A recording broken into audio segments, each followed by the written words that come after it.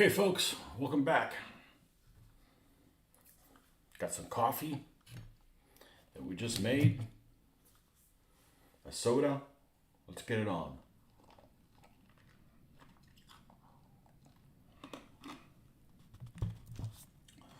So, yesterday, we tried out a new product,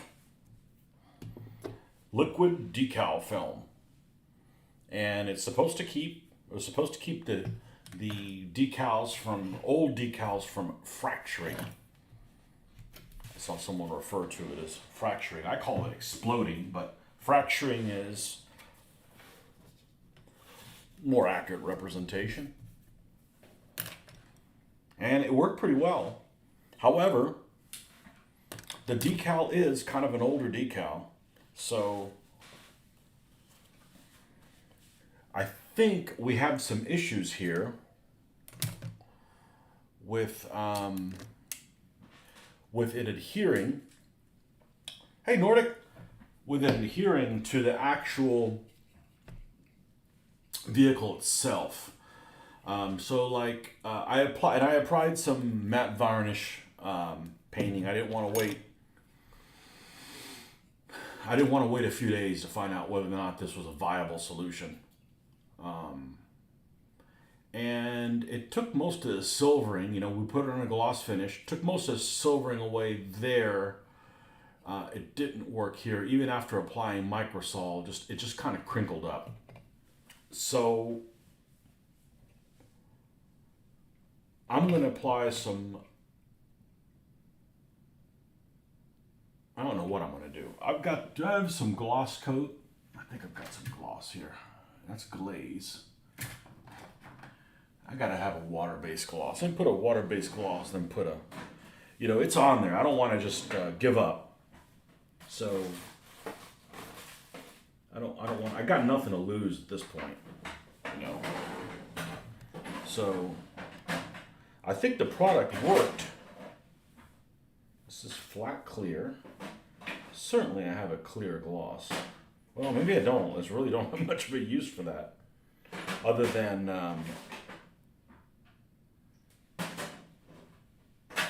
let's just apply this over it. See what the hell happens. I may have to take the decal off. So I don't really have anything to lose on it. Let's apply this over it and just see what happens. Then we'll reapply it flat.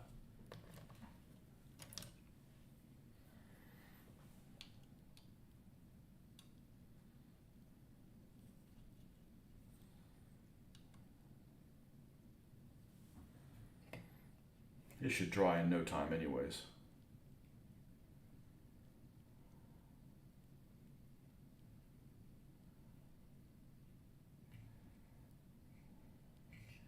Well, it looks better. Who knows what's going to happen when it dries. This one, of course, crinkled up almost like toilet paper.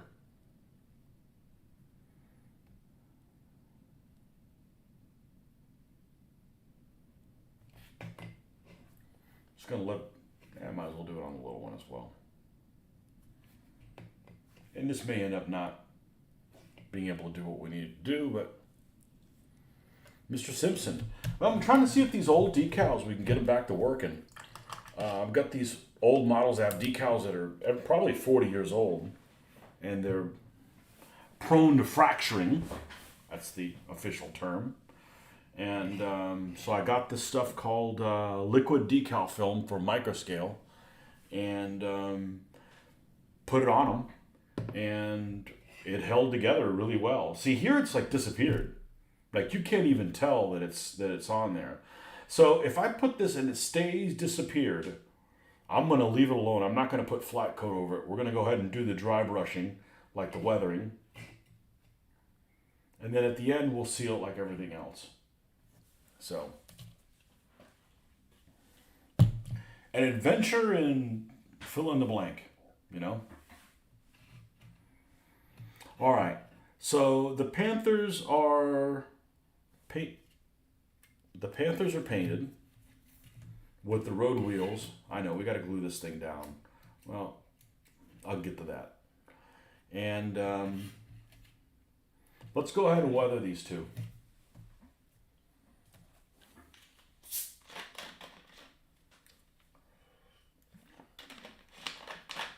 Let's go ahead and weather these two. Let's get our usual suspects.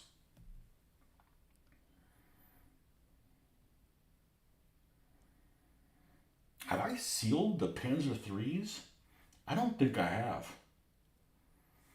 Okay, yeah, then this is what we need to do then. I don't want to put them on. I don't want to put these on bases until these guys are, until they're sealed. That's the problem when you're working on a bunch of different stuff. You're like, where did I leave off? Let's go and do the mid color for the dry brushing. Make sure I didn't put it down there. Is it this one? No, that's English. English uniform.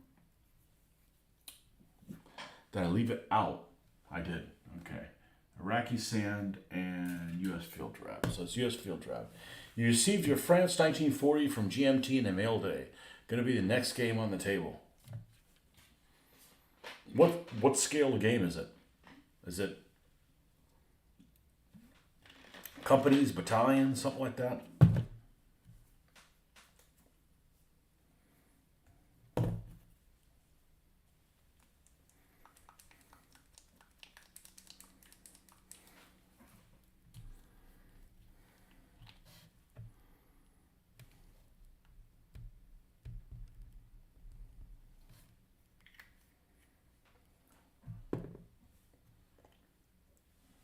Well, I don't know if you guys noticed on Monday when I went over to Mitch's to play.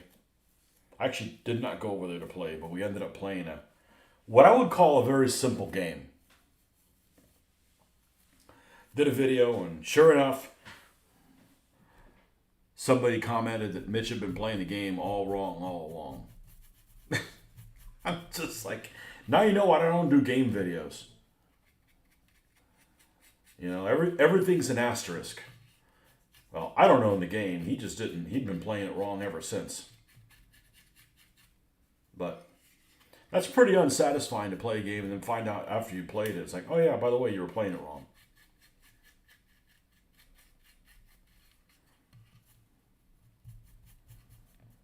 Battalion, regiment, brigade, division scale uses them all. I know, but what size are most of the counters?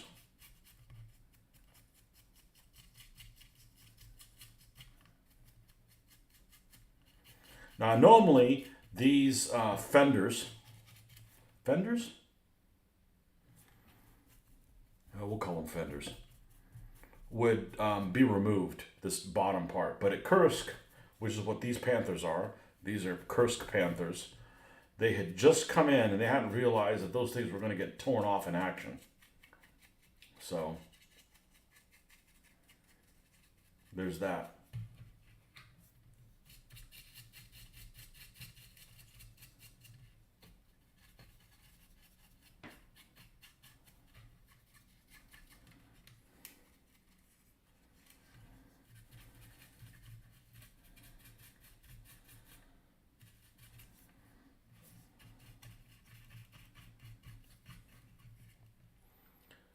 Mostly division-sized units, okay. I don't mind division-sized units. I don't like corps-sized units because, you know, I don't get like, okay, this is the 57th Panzer Corps or something like that. Okay, like, what's their corps symbol? They don't have one. But at least the divisions have division symbols. So I could rally behind that, you know.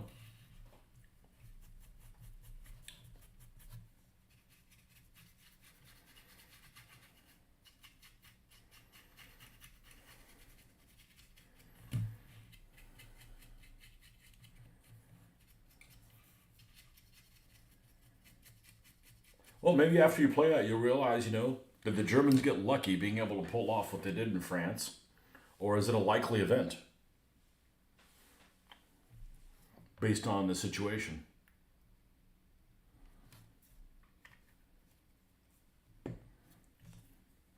Is it a fluke, or that would happen all the time because of French incompetency? Or I don't think it was on a tactical level. I don't think that they were, you know,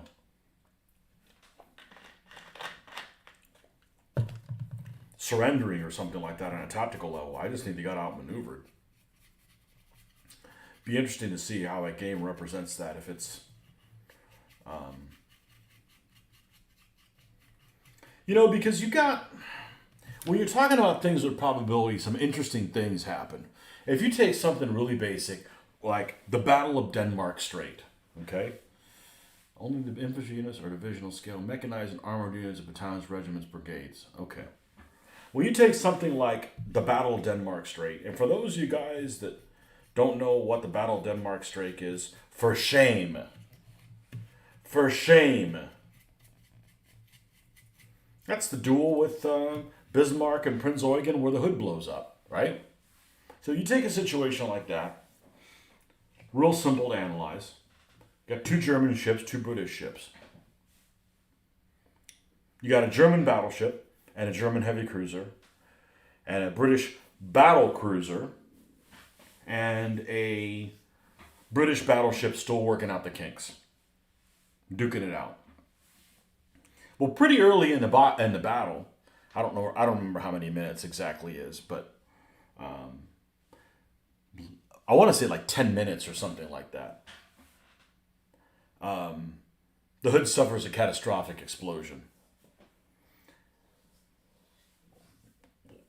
And, you can't talk about some things even 80 years ago because there's still, this happened, no, this didn't happen. I remember when I was a kid, I remember reading something that alluded to the point that maybe the lucky hit that blew up the hood, the unlikely hit that blew up the hood, was actually fired from Prince Eugen. Then apparently, I haven't looked at it in 20 or 30 years. Apparently that isn't the case. Just like the whole, did the Bismarck sink in the final battle by the Dorsetshires torpedoes or scuttling charges? Okay, it's irrelevant for the point I was wanting to bring is, if you have a situation like the hood blew up, which that's fact, it happened, and there was only 3 survivors. I'm sure there probably were more survivors, maybe not a lot more, but some of them just didn't get picked up in the water. They ended up drowning. But regardless, it suffers a catastrophic, unlikely magazine explosion. Well, we used to play Sea Creek 4 that I brought out the other day. That can happen on a penetrating hit, whether it was a belt or a turret or a conning tower. And the way that game supposedly represented those rare cataclysmic events is that you penetrate, when you get a hit on one of those locations, you penetrate something of that type of armor, not necessarily that certain place. So for instance, you could get a magazine fire by hitting the conning tower or, but you're a little more like, so that's kind of the way that they kind of backtrack and get away with, everything not being perfectly aligned always, all the time. Okay, fair enough. Regardless, it is an unlikely event to get a magazine explosion. I think on a deck hit, it's only on a percentile. It's only an O1 or an O2 on a critical. You got to get a critical, and then it's a O1 or O2. She blows up with a magazine, main magazine explosion. Boom, all gone. If it's a turret, I think it's O through 8. There's an 8% chance. Belt is 4, and conning tower is 3. So it's a pretty unlikely event. You got to have a penetrating hit, and you got to get the critical. And if you get the critical, you got to roll really, really low. And if you do, then kablooey, right? At least according to that set of rules. Now, if you're writing a set of rules for World War II naval combat, do you assume that the chance of hood blowing up is that low a number? Or was it really likely because that happened in real life? So in other words, because something happened in real life and it went a certain way, is that really the likely outcome? Or did an unlikely event end up being, so there's like 2 different ways to look at it, I would not make a set of rules where it's likely that the hood would blow up every time that it got a penetrating hit, just because it happened in real life. And I don't think most rules would be that way, but I bet there's some out there. But They argue about this all the time, even to this day, 80 years ago. And people say, oh, well, the Hood should have never been sent to the Bismarck to fight the Bismarck. It had lighter armor. Well, first of all, the Hood actually was longer than Bismarck. It displaced more tonnage than Bismarck. It's technically a bigger ship. Did it have lighter armor? Yeah, a little bit in a few places. It's not like the Bismarck had 12 and Hood had 8 inches. Hood has almost the same armor as Bismarck. The difference is that internal compartmentization. Anyhow, Hood was built in 1920, it's a World War I design ship technically, but then, Bismarck is an improved Bayern, which is also a World War I type ship. So, one thing, I heard somebody arguing about this recently, oh, it's just a battle cruiser, it's not like the Japanese battleships. Now, hold on a second. And they brought up Congo in the conversation. Not only is Congo a battle cruiser, Congo is more of a battle cruiser than Hood ever was, because she had 8 14-inch guns instead of 8 15-inch guns that were on Hood. But she was lighter armored, and she was from 1914.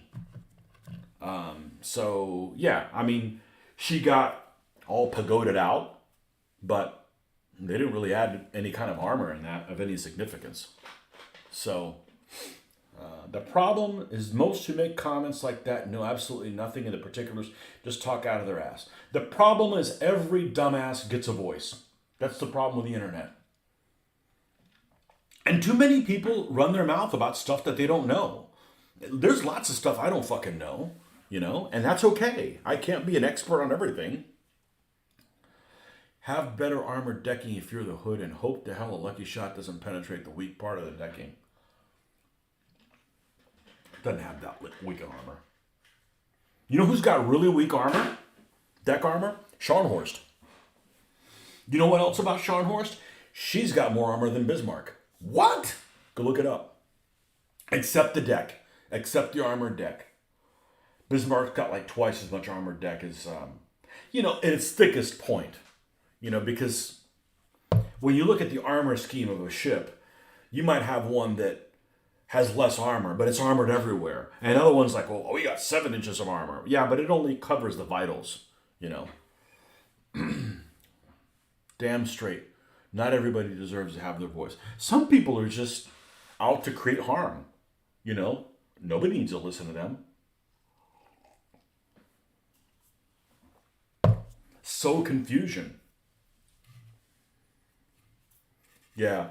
There's a couple of Facebook groups I'm a member of. One of them is called Naval Historia. And there's some major retardation going on there. Didn't they upgrade the armor in Scharnhorst and Gneisenau? I don't think so. They replaced the valves, thank goodness, because I don't think it looked as attractive as Scharnhorst and Gneisenau were. And Scharnhorst is better looking. I actually heard something interesting about Scharnhorst. I'll get to that next. The straight bows look stupid. The only ship that looks okay with a straight bow is Graf Spee, and I don't know why. Maybe I just looked at it for so long. She doesn't have a raked bow. Now, Lutzow, when she got... Lutzow and Scheer did, when they got redone. But not Graf Spee. I heard that... And this doesn't seem right. I'll have to look it up, because it doesn't seem right to me. Scharnhorst and Gneisenau, the difference between them, obviously they have minor differences. But Scharnhorst has its main mast just in front of I don't call turrets the way the Germans do. The German turrets on Scharnhorst would be A, B, and C. B would be superimposed over A, and C would be in the back. I'm used to the British way. A is the lower one, B is the top one, X is the one in the back. If there's 2 in the back, you got X and Y. If you've got port ones, it's P and Q kind of thing. I'm used to doing it the British way. So, I don't like it when Germans call their ships he's, and I don't like them when they do that weird turret designation. But I'm I digress. The main mast on Scharnhorst is just in front of X turret, the aft turret. And I heard or I read somewhere that they were both at Gneisenau's position and they moved Scharnhorst back. What? That's must be new to me. I just didn't see that. So that might be a good tidbit to look up. Was Scharnhorst, when built, did she have the main mast where Gneisenau is, which is abaft the funnel? So, but anyway, Scharnhorst has better armor, thickness-wise, than Bismarck. You know, so, oh, Scharnhorst only got 11-inch guns. She's got a shitload of displacement. That's a big ship.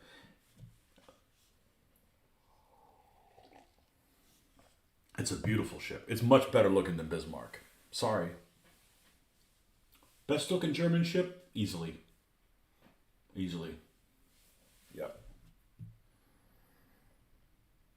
Bismarck's not bad looking, but there's a little bit of I think there's a little bit of a gap between the funnel and the aft superstructure. It just kind of looks like unfinished a little bit.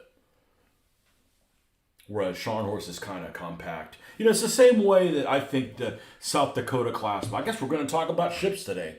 I guess the same way that I think the South Dakota class battleships look better than the Washington class. They're just kind of together, you know?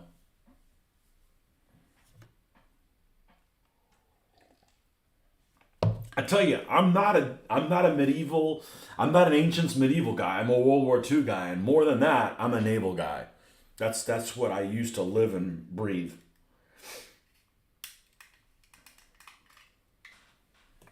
That's what I used to live and breathe.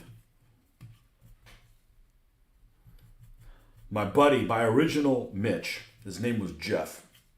He would come over on Wednesdays to paint. Him and I have been gaming forever, since we were in our teens. And he was my ship buddy. And his favorite ship was Scharnhorst. And he was a freaking carpenter. Because we used to range estimate stuff. He was so freaking good at that, it was ridiculous. I remember his first salvo, he ended up firing a Scharnhorst at 3 different targets. And when you fire a target, you get 1 guess per turret. And he had 3 different guesses at 3 different targets and hit all 3 of them. Just incredible. Incredible eye for that. I would never play a game that was range estimating now. I wouldn't have a brain left. And it's unrealistic. Because the thing is that it assumes that the farther you are from your target, the harder it is to hit. And that's not true. When you're really close, it's easy to hit. When you're really far away, the things, because of the angle, don't move that much. It's when you're in that middle zone that things are really difficult to hit, to guess the range. So, yeah, you're playing a game, but you're not exactly playing a game that's steeped in any kind of realism. That, and I wouldn't have a brain left over after, because you end up guessing a lot of ranges and you still have to roll to see if you hit. So you're doing a lot of extra work that could be for nothing. You know, you botch all the rolls. Like, okay, one of the salvos gets close. All right, roll to see if one of the shells actually lands on it. And then you botch the roll. So you did a whole lot of work and you got no hits on the ship. Whereas somebody could, miss all the time, and then when they get it, they actually roll the hit, and they're actually doing more damage and being more effective than you are. So it's a little... I wouldn't do that shit now. I wouldn't do that shit now. There's that low-flying aircraft. Go give me my Stinger.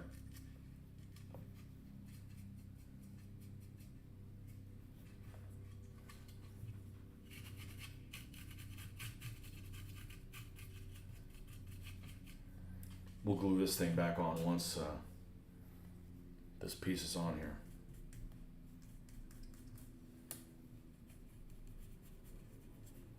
But I have been playing some World of Warships, even though it's a ridiculously unrealistic game. It's just fun to look at. You got half hour to kill or something like that. Fire it up. I'd say it's probably a lot more unrealistic than World of Tanks. But it's something to do. You know, you're not spending any real money on it, so who cares? Or I'm not.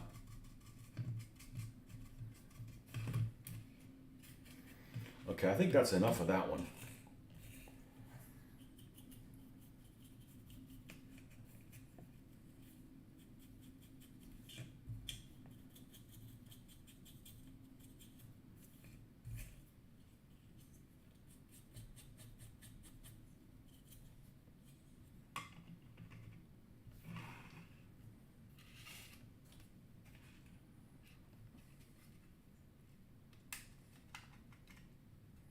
I was looking at something the other day, and I didn't realize that the Koenig class battleships that got scuttled at Scapa Flow in 1919, only one of them was raised. The other ones are still on the bottom. And they're like,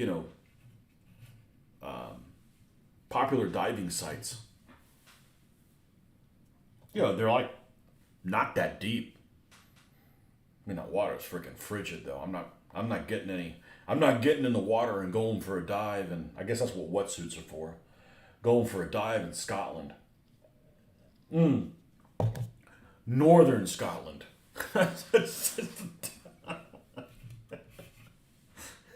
Hold on, we got to get scotched up before we do this.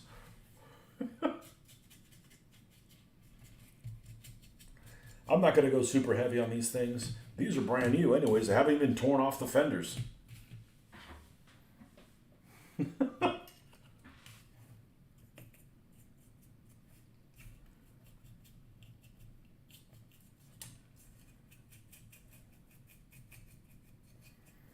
Yeah, the problem with those naval sites is you get into a lot of conversations with people that treat military history like they're watching the NFL.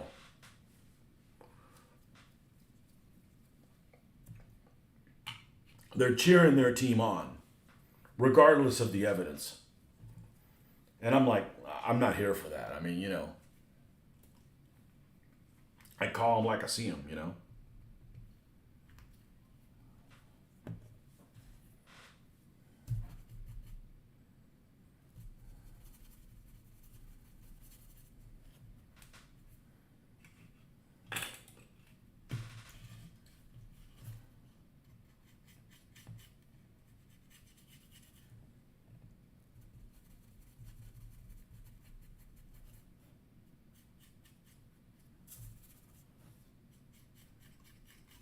I'll be interested to see if that Scharnhorst thing is correct. I don't feel like it is.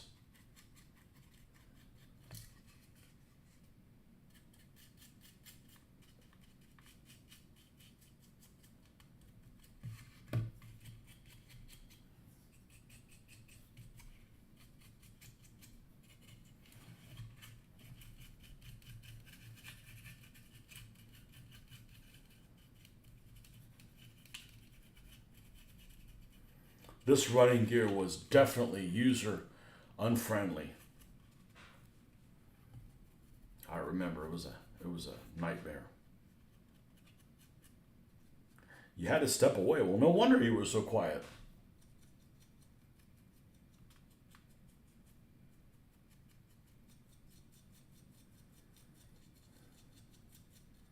Hey, you have to watch a replay then.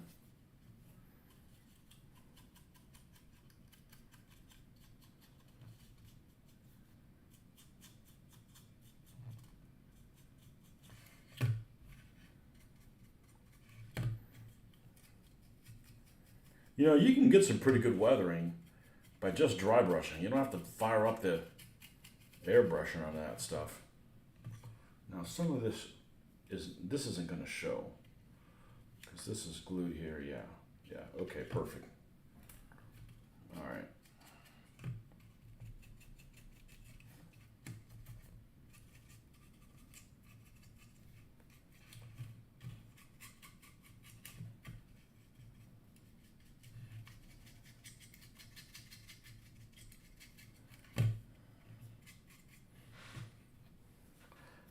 All right, Nordic, I've been on this World War II theme now for over a year. Do you believe me? I'm a World War II guy. World War II guy stuck playing Ancients for 18 years. I'm not an Ancients person. Now, I'm actually happy about it because I learned a lot of stuff that I wouldn't normally learn. Not a fan of dry brush, to be honest. I wasn't either. What I'm not a fan of is washing. I don't feel like you have a lot of control over it. So I do some of it, but it's very, very, in very small quantities.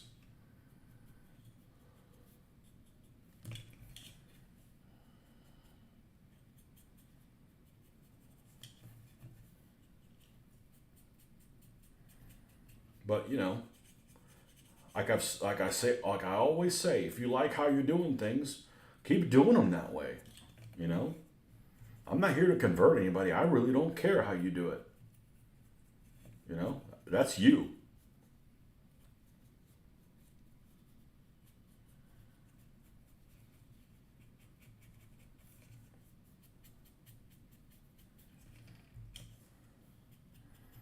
I'm not interested in dictating other people how they can do their hobby. I mean, for all you know, your hobby is just therapy to keep you from being an active shooter. Not a friend. Fango Wolf, Mud Wolf. Welcome. Panzer IVs with skirts, Panthers, SPGs, and a Hetzer. That's what you're working on? Cool. Schertzen. Oh, you're just calling what I have here. No, these are actually Panzer IIIs with skirts. Got everything else right, though. The question is, why did you stick with DBA for so long when your real passion is and always was World War II? How much time you got? So, I know I've mentioned this before. I don't know if you heard it, so I'll mention it again. I was always the person that would run things. I was always the game master stuff. And I was always the one that supplied stuff for both sides. So, of course, it's a lot of effort. And back when we were doing naval games, I ran a game in 1996. It was, we'll call this First Battle of Guadalcanal. I think that's what it was. First Battle of Guadalcanal is Japanese come down the slot with two battleships, or two refurbished, upgraded World War I Japanese battle cruisers. The Kirishima, of course they probably call it Kirishima, but nah, I'm going to put the accents where I think they go. Kirishima, and I believe it's called Haie. Along with Atago, a couple heavy cruiser Atago, a couple light cruisers, handful of destroyers. The Americans have a mixed cruiser force, including Atlanta, San Francisco. I can't remember anymore because it's been a long time. Basically, a couple heavy cruisers, a couple light cruisers, a couple destroyers. It's at night. Anyways, I digress. So you put the forces together, and we're playing a convention, so we listed the game, and some guy out of the blue, and I know exactly what the motherfucker looks like. And I want to say I've seen him since. Maybe I'm incorrect. But anyways, this guy's ham-fisting all my miniatures. He's picking them up, however, and moving them. And I'm like, okay, now back then, I didn't take as long to do stuff as I do now. And it looked like ass compared to anything that I do now. But still, it's still my miniatures, and, it left such a bad taste in my mouth that I don't want to run things at conventions again. So I just kind of played and did stuff, and I don't mind playing World War II stuff, but I like to control who's playing it. And so DBA came. I had gotten these set of rules called Armati. We were on one of our trips to Tampa, and my buddy Jeff at the time. Remember, he's the original Mitch. He's got better feet though. Anyhow, shot one out for the foot fans there. And I picked up this set of rules because I'd always wanted to play a game with some conquistadors, because they're my people, right? Everybody wants to play, I think everybody wants to play their ancestors at their heyday. I would think. High A is pronounced high A. Okay. Um, Three were that big? Yeah, they're almost the same size. Yeah, they're almost the same size. Um, Panzer threes are actually more square. Panzer fours are longer by a little bit. It's almost like Wyoming and Colorado. Colorado, the shape of Colorado is a Panzer three. Wyoming is a Panzer four. Um,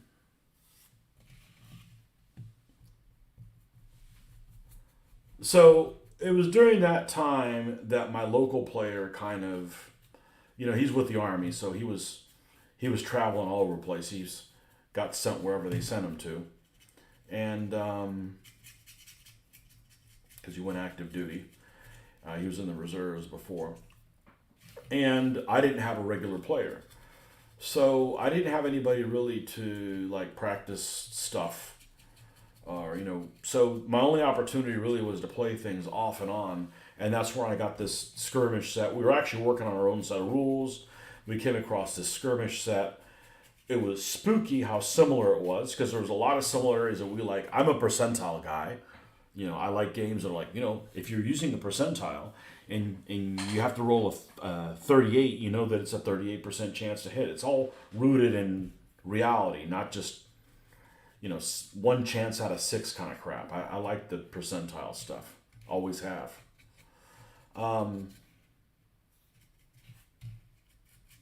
I didn't really get much chance to play test it, and I decided to run it at a con, and it didn't go well because our con has very limited amount of time. You have to do 4-hour time slots, and 4 hours just isn't long enough to explain the game to people and to get a reasonable amount of turns in. So I had picked up those set of rules Armati, but I'm even worse about it now. I'm really bad about picking up something and reading the rules on my own. I get bored. If I was reading it with somebody, sure, but by myself, nah, not really interested in that. So either at that convention or the one afterwards, I saw. So close to that, right after that happened, I'm like, well, I guess I'm not going to do World War II stuff at conventions. It's too much stress to put all that stuff on and worry about people messing with your miniatures. I really didn't have a bad experience, but still, I still had that still in the back of my head, if somebody's going to damage my figures. After that convention, I found out through one of the, it must have been on a bulletin board through a computer, because this was about 2004. Something like that. This guy was gonna put on a How to Learn Armati game at a game store back when we had those, about 2 hours away. So I'm like, I interact with him somehow, and I'm like, oh, good. Now we're gonna be able to. I'll be able to play the game, and then I'll have a foothold to learn the rules. Because I need to have the foothold. It's not that I don't want to learn the rules, but just out of nowhere, I don't want to learn them. It's just overwhelming. But once I play the game, okay, well, now I have kind of a foothold to understand kind of the flow of the game and so forth. So I go down for this game, have a great time, and I'm talking to him, and I basically tell him everything I just told you guys. That, hey, I'm wanting to play with this stuff. It's like, oh, you should join us at the next convention. We have a tournament all the time for Let's Armati. I'm like, well, I go to the conventions all the time. I've just never seen it. Oh, we're back in this room or something like that. I'm like, all right, well, I'll stop by because I want to get my Spanish painted because, I told them I want to get some conquistadors and this, that, and the other. So I go to this convention to play Armati. And I find this guy, and I'm like, where's everybody? Oh, well, there was a big fallout, and the guy that was taking over the rules got all miffed, and everybody got miffed, and now they're not playing Armati anymore. I'm like, really? I waited all this time, finally got a chance to try to play the game. You told me there was a group, and now nobody wants to play this game. Well, that freaking sucks. So I'm like, all right, putzing around, looking and noticed that they were playing this other game, DBA, that had even less figures on it. And I want less figures because I'm a really slow painter. And also, I'd rather have more armies with less figures in them than have this huge army. It's all the same thing over and over again. Because if you'd just be bored of doing the same thing over and over again.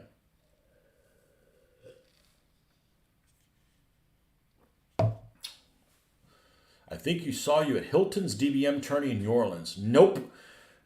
I've only been in New Orleans one time, and it was about 1980. So still living at home.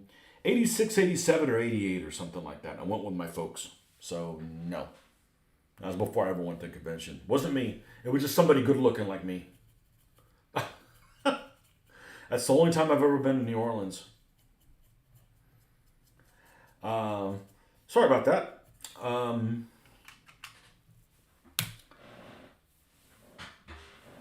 So I got hooked on DBA because it was like, oh, I don't have to...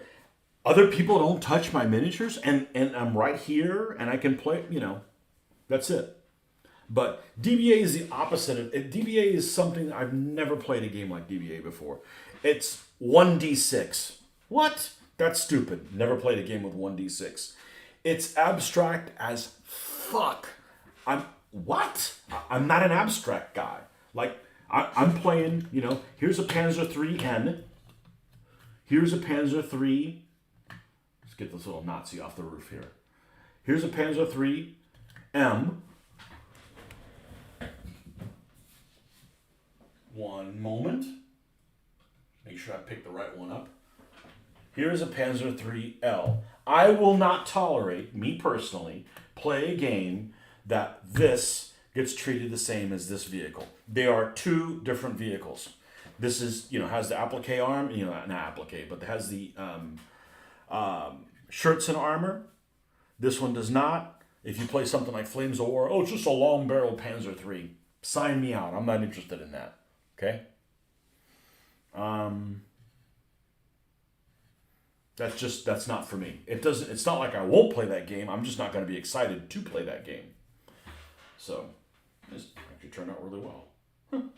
Die-cast model kit, repainted.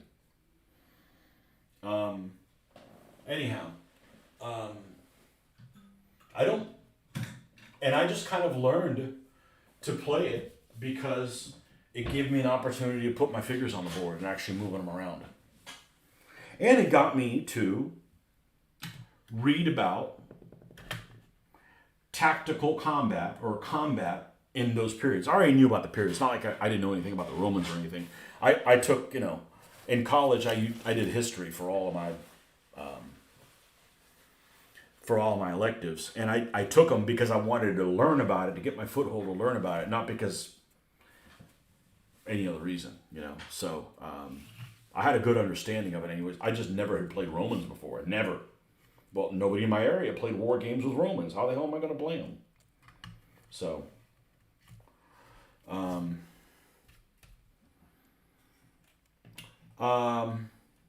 yeah, that's it. And, along the way, I had some great games, met some great folks, and just don't want to do it anymore. It's the most difficult game I've ever played and probably ever will play. Oh, it's simple. Not the way it's worded, it isn't. And it's abstract. I don't think abstractly. So, it was a good run. I'll never play it again. I may play something that's ancients and medievals again, but it'll be something of my own doing. And, and you put up with the rules and the issues that they have for the good of the community and because, to create clarity in a convention scene. I didn't play tournaments because of competitiveness. I played tournaments because I want to play with my own stuff. So, why create things if you don't get to use them, So it's like an opportunity to play with your own toys. That's why I did it. Other people may have different reasons. It's not like I'm not competitive anyways. I'm competitive when I'm playing. It's just a different type of environment, And I actually have not had very many bad experiences playing tournaments, even with DBA. You know, my frustration is, you go and you're trying to get a common way for everybody to understand the rules, and people want to be argumentative. They want to read the rules, never play the game, and somehow they're experts. The whole same thing that you're talking about. You go on a website and you have a voice. And I'm sorry, somebody who's never played the game should not, their voice should not carry as much weight as somebody who's played it for 10 years. It just shouldn't, you know? And if you do, and if you think they do, well, it's like, how many games have you played? So we'd come back from a show and I'd find out, oh man, we've been doing something wrong. So I'd make a video about getting everybody to play it. Some people would argue with, and the people that would argue with me aren't my local players. They're people from halfway across the world. Or, you'd get on the DBA page and somebody would post a question. The first people that would answer would be people that didn't have a clue. And they would just they would sow this doubt in the community about, have we been doing it right? And there's just some guy that's just some nerd burglar that read the rules once and wants to spout off. And it's like, I'm just tired of reeling everybody back in, undoing all the good that we did by playing the games. And I just got burned out. Mitch wants to continue doing it. That's fine. He can do it. But he's not posting videos. He's not trying to get some kind of consensus. He's just kind of bumbling around and playing games in his own thing. And if that works for him, that's fine. But, I've moved past it. And with what I've said is, and I've said this before, I think Phil Barker is a genius. However, because he organized the rules how he wanted to, and not how most anybody else, notice I didn't say worded, organized the rules, never repeating anything a second time, the rest of us are stuck fighting his war of confusion, not disinformation, but just, and I'm just like, I'm done with it, You play tournaments to see other people's armies. Barkerese, that's the problem. It's the organization. It's not necessarily, I would write things in bullet points. One thought, one bullet point, and just list stuff that involves movements, all here. If it's carried over somewhere else, well, then you list it there as well. WRG was good rules, just too technical. I'm glad I never played it. I would have never had to, I didn't unlearn it, Nobody in my area played Ancients. So, never even heard of WRG prior to DBA in 2004. Never even heard of it.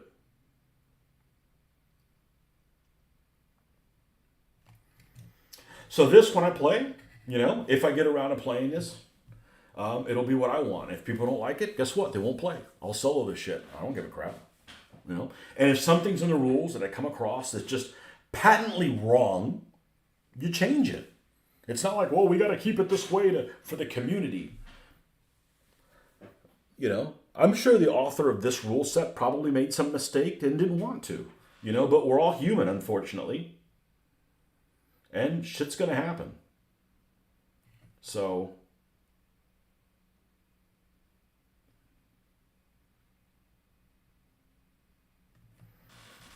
but it happened at the right time because I would have probably had a nervous breakdown or something like that if I was still playing DBA, trying to get everybody in the community together, because my workload is just absurd. I probably have to go in probably Sunday for probably 5 or 6 hours.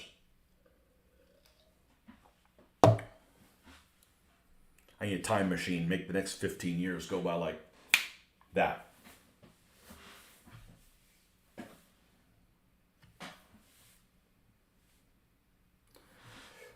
So, did they answer your question? You already knew it. I've talked about it enough times, I think.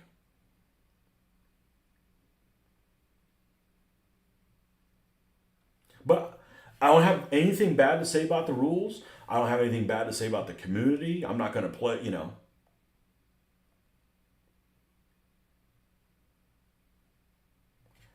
I'm just I'm good, you know.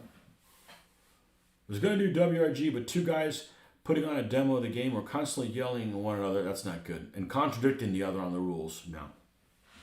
Starfleet battles.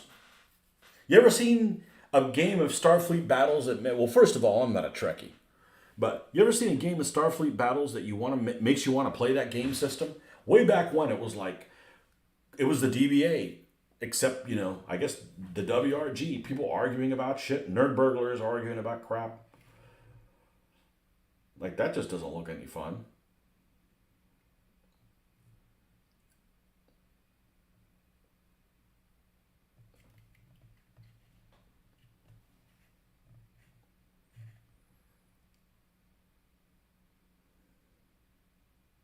I got warm in here for some reason. I'll be right back. Star Z Fire was better. Never heard of that one. Be right back.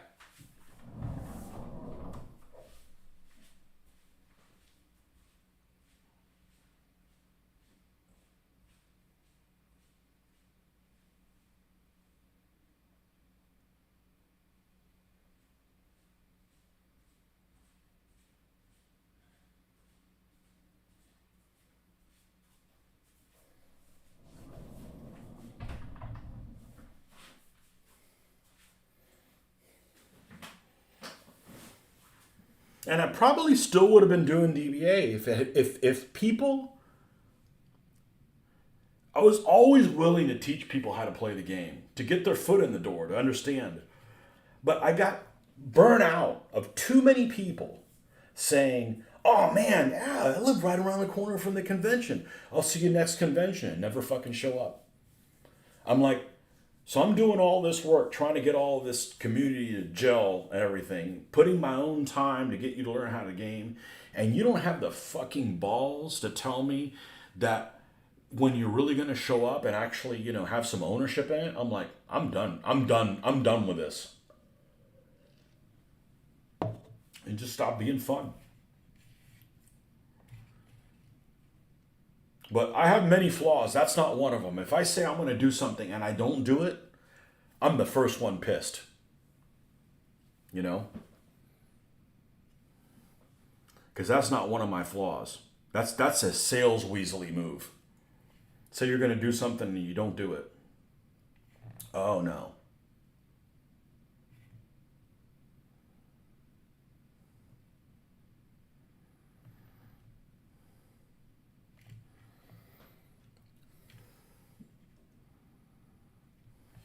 So I basically at that point decided I'm gonna game. I'm gonna game on my terms when I want to, and if other people want to join me, cool. And if not, this is my therapy, you know. So I go to the con, and I'll sign up for. I'm not even signed up to play anything at this con in April, and I don't care. I had a hell of a great. I think it's been. This will be the fourth con I have been to that I haven't run any DBA. I had no responsibilities. That's what I want. I want to hang out, grab a beer. If I'm not like we gotta get back at 8 to start the game. Fuck it. If we're having a couple beers and we get back at 8:30, I don't give a shit. I'll figure something else to play. I have too many demands on my Monday through Friday. I'm not bringing that to my freaking game experience. And then, all right, we got to get everything cleaned up for the next show and put it back in the car so we can go and have something to eat and come back and unpack all that shit. Somebody else can do that. Have fun with that, Mitch. You know? You'll never get me to play games at conventions. I refuse to play with people I don't know. You never know how a stranger's going to react or act while they're playing. Most people are decent, but unfortunately, there's some folks that, how can I put this? Have lost at life and want to make up for it on the game table. Things have just gone sour for them. And, to make things better, they got to win. And I'm sorry, somebody's got to win and somebody's got to lose. It's just fact of life, Don't be a dickhead when you win, and don't be, an asshole when you're losing. There's things that are due to luck, and there's nothing you can do about it. Again, the objective for me really isn't to run this. I'm just building stuff to build stuff. But instead of having a model and it sticks in there, this could have a dual purpose. Everybody's going to be on one side, so it's going to be like a role playing game. Not really, but that's the kind of thing it is. So none of this. Okay, can you Germans leave the board because I want to talk to the GM kind of crap? No, that just eats up the time clock. You know, you've had too many bad interactions with idiot gamers that I just have no fucks to give towards playing a game with people I don't know. Well, you don't know me. You wouldn't play a game with me.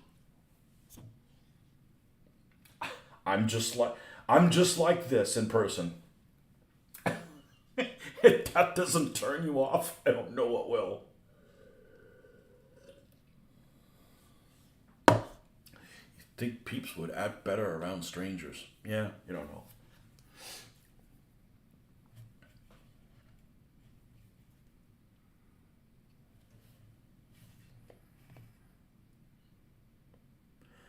You know, our game group, when we get together locally, I don't think anybody's a problem.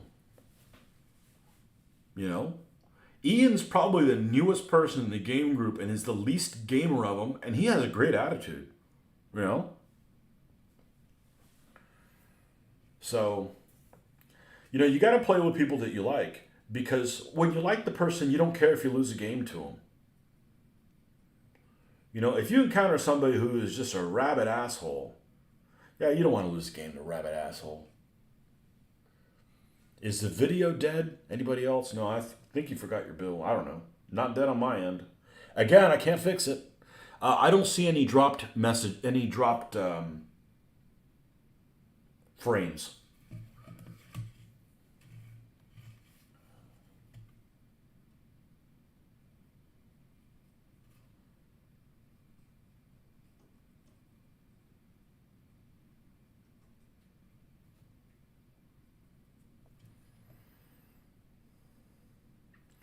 Figure I'm gonna paint this and then I'll glue it after it's painted.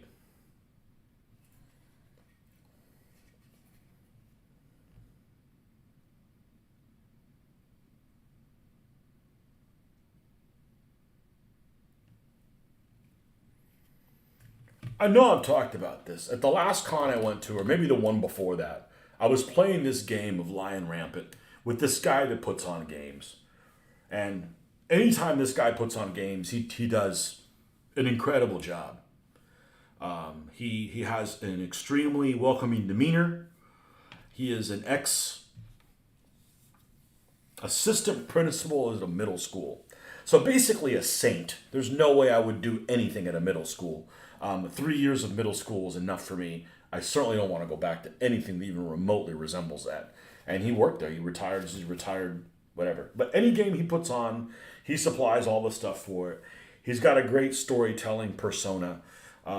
He does a really good job with it.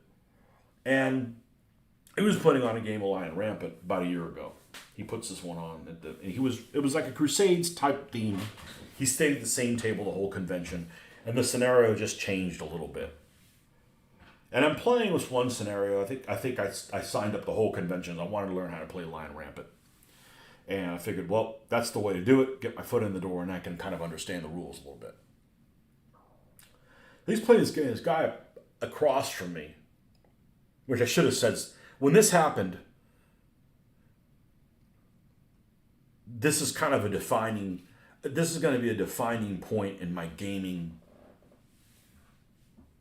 lifetime. It's changed me, and it wasn't even my miniatures.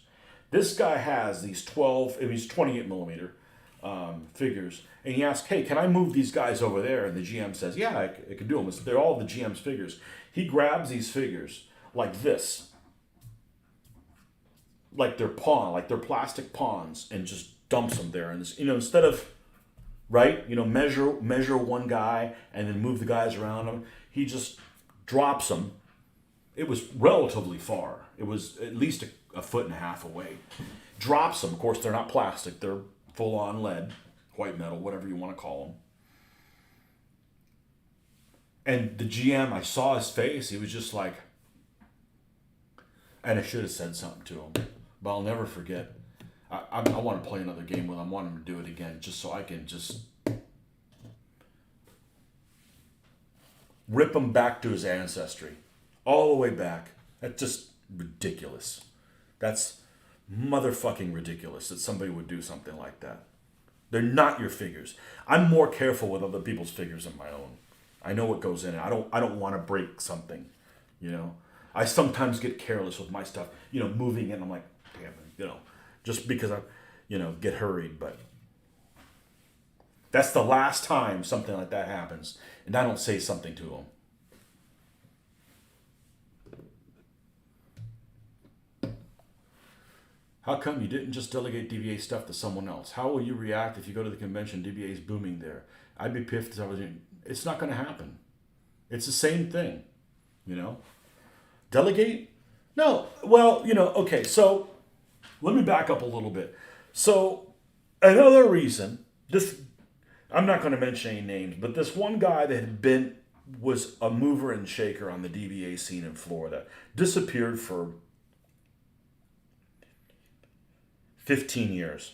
Is never heard from again. He came back and he's going to do all this other shit and he's going to do this and we're going to have all these conventions and we're going to do this and we're going to push this and we're going to do all that. And he starts like barking orders like, you need to do this and you need to do that. I'm like, look, where the fuck have you been for 15 years? I've been doing all this stuff. I promote everything on the DBA, on the Facebook page, which unfortunately there's 2 DBA Facebook pages. Post everything. I'm doing multiple videos. We can't get more than 6 to 12 people to play at our shows. We can't. They just, we get people and then they just don't commit. Or one guy can't make it, we get a new person, and then the normal guy can't make it, and then the next time when that guy can come back, the other guy went away. It's like, it's too difficult, you know? I'm just gonna go, I'm gonna play with my toys and have a good time.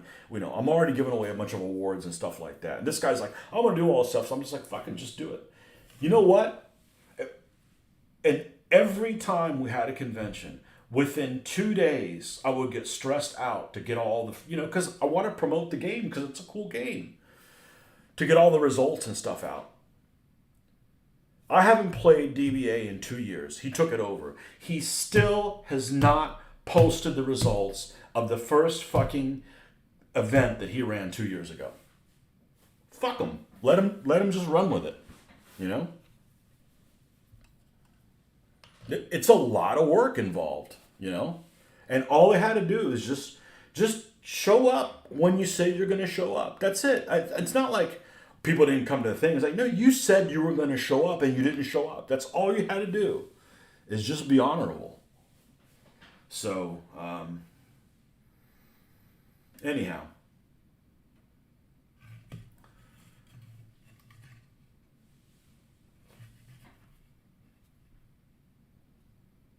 Nah, it was all good. You know, it's all good. That's what it was. He came back, disappeared, and said, you know, we've been promoting the hell out of this game. We've got like hundreds of YouTube videos. And he's like, you've been putting YouTube videos on? So wait a second. You're running for king and you don't know what the fuck your constituency has been up to? Like, it was just like insulting. Like, you know, and I was already getting burned out with, you know, people causing trouble. People, you know, like I said, they'd ask a question, and before the experts had, or the people that had experience, not experts, but the people that had experience in gaming got a chance to answer, people that had just read the rule book one time would already steer people into different directions, and, you know. And, you know, a question would come up, so I'd bring it to the fact group, which I was a member of. Like, hey, this is an issue, keeps coming up. If this is how it's going to be, let's address it in the next thing so we don't have to keep fighting the same war. One of the things they always get on to me at work is if you have a situation that something happens that you don't want to happen again. Like, something gets missed on something or another. We got to come up with a new procedure so that doesn't happen again. Fair enough. But then in my leisure time, I'm playing this set of rules where there's no way to stop bullshit like that happening again. I'm like, I'm done, you know? So, you know, and best of luck to them, but it is what it is.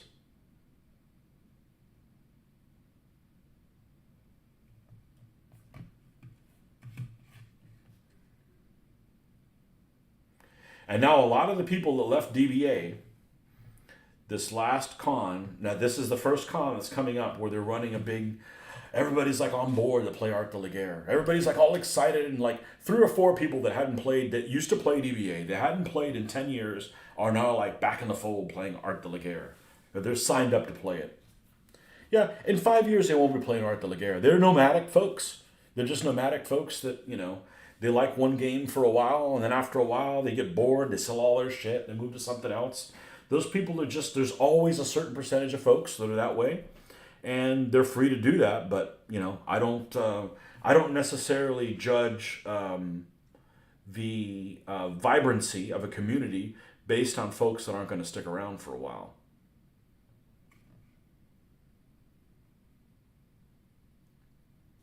And I will not play Art de la Guerre for multiple reasons. Not because those people are playing. I actually have no problem with those people that are playing the game. But I know that they're nomadics. Art de la Guerre is still abstract. It still doesn't have the level of detail in combat in certain areas that it should. And it's got a lot of stuff lifted from Phil Barker without giving the guy credit. What is so difficult about people saying, somebody asks you, well, how do you paint your tanks? What's so difficult about saying, hey, I couldn't figure out how to do it, so I decided to watch some YouTube videos, and there's some folks, and they're X, Y, and Z, and they gave me some inspiration. I tried some of their things. What's so hard about mentioning and being kind to other people that have helped you out? Like somehow it makes you like a littler man or something. I don't know, but so many people have trouble with that. So many people have trouble with that.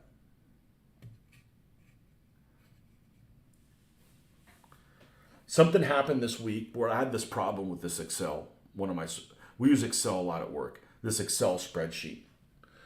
And I was so frustrated with it. And I hate talking about work. And I hate talking about work with my wife just because I don't want to relive it. But I mentioned this problem I was having with this spreadsheet. And she's like, oh, well, let me look into it.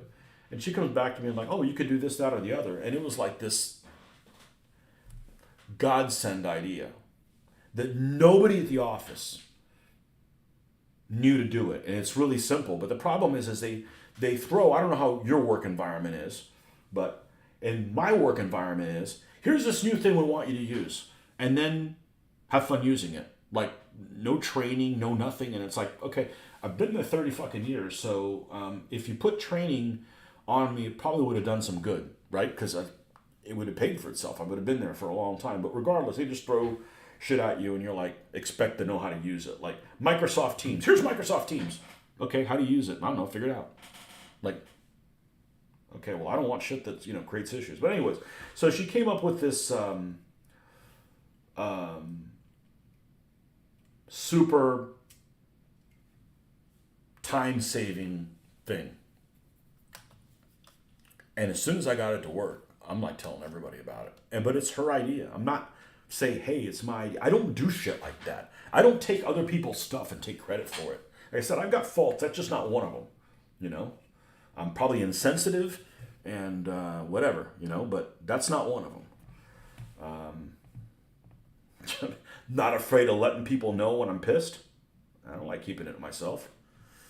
But I'm not going to take somebody else's work and give them credit and take credit for it. It's just not me. Now, maybe if you're somebody who doesn't actually do something and wants to put a term that I heard this week that one of my bosses came up with is, oh, that's so-and-so, he's a feather seeker. I'm like, what? I'm like, yeah, he's always making other people look bad so he can have feathers in his hat and look, oh, one of those motherfuckers, Instead of kicking ass, he makes other people look bad, which makes him look better. So, those motherfuckers. Now, that's for people who don't have enough on their plate. Some of us are just like in survival mode. We're too busy treading water trying to get through this tough times here we're not worried about that kind of detail.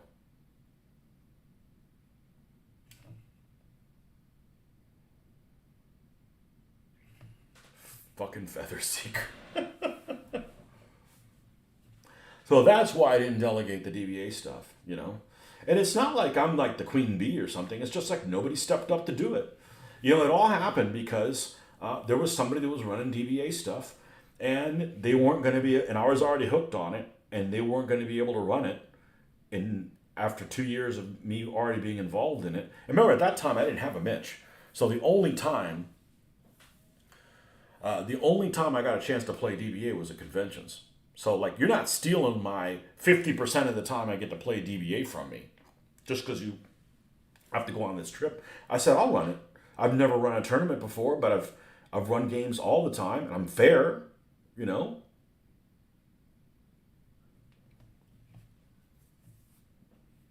And don't tell me I'm not fair, as we're going to fight with broadswords in a parking lot. Don't question my honor. Or integrity, as people like to call it. Not me, I'm old school. I call it honor.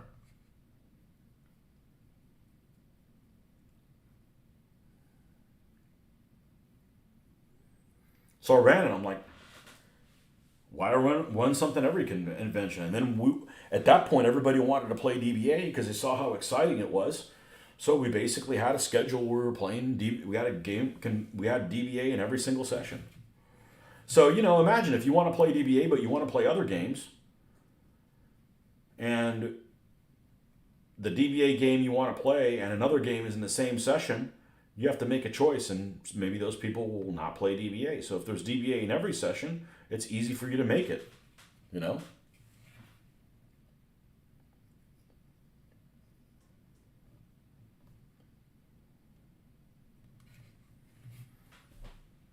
So now I can go to the con, not have any responsibilities. Perfect, because that's what it should be. It should be like a relaxing thing, not, you know, more stress for me.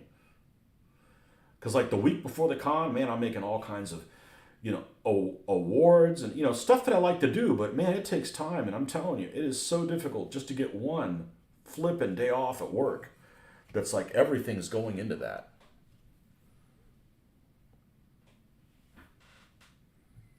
You fall asleep or something?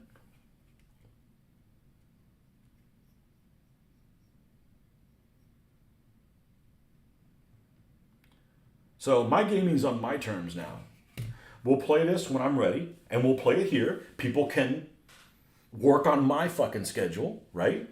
You know, I don't work weekends, so it'll be on a weekend. You know, if you can't make the weekend, then, you know, you won't play. Because I'm doing all the heavy lifting. I'm teaching people how to play the game. I'm painting all the stuff for it. You know, I'm setting up the terrain at my house, you know, and you don't have to worry about somebody showing up that you don't want to because they don't come to your house.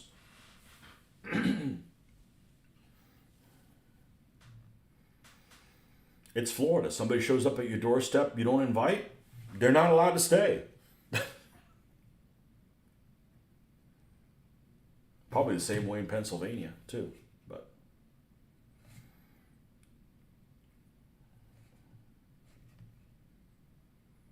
and it is such, you know, on one hand, it's really beneficial to have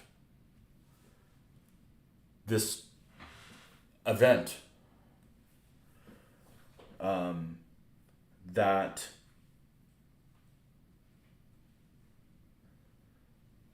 this event that you need to get something done by. But on the other hand, it's like it's another stressor, and I have enough of them. I don't want my hobby to be any stressful.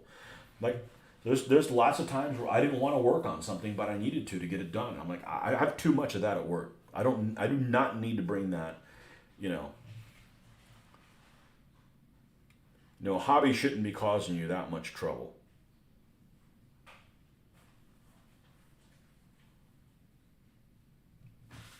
So why don't I play DBA with just Mitch? Because I said I wasn't going to do it. Because playing DBA is going to get me to want to build more DBA stuff. I never paint my World War II shit. So the catalyst for my World War II shit, to get back into it, is this Portuguese guy. I started seeing these videos, this guy in Portugal. His name is João. I'm not going to tell you what his last name is because I don't know if I'm pronouncing it correctly. I don't want to mispronounce his last name. He starts putting these videos. He's got all his armies for rapid fire. You've probably seen them, whatever. Huge amount of vehicles, all in this scale, the one true scale. And I'm salivating at the chance of painting World War II stuff. And I have lots of these tanks already. I probably had 60 or 70 vehicles at the time from way back when. And I'm like, I want to do this. I'm tired of not doing it, of saying I'm not going to do it. And, you know, at first I'm like, okay, I got to keep DBA alive because I don't want to have spent thousands of hours painting these armies and not be able to use them in a battle. And now I'm like, these armies are keeping me from playing World War II. So they're in display mode now. They'll go, well, actually, I haven't put that display case up yet either. But I'm fine never taking them out again, you know. It's okay. You know, and I don't feel sorry for Mitch because Mitch has, on his Saturday, which would be Monday, he's got Joel that comes and plays with him all day long while the rest of us are slaving away. So, you know, it's not like he's not getting any gaming in. He's gaming every week. You know, he's got lots of gaming and, you know. But, and especially now the work has gotten even harder. I swear work is more difficult every day. I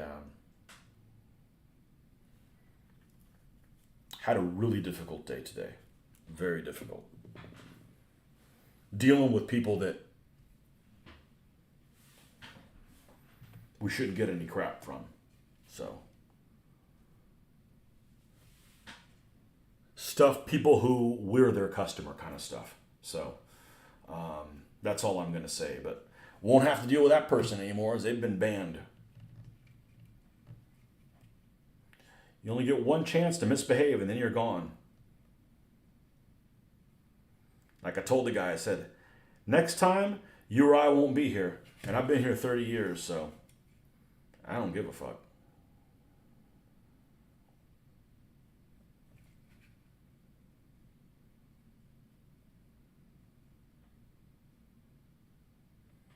I said again, as long as I've been doing my job, which is going on 30 years, it shouldn't be this challenging.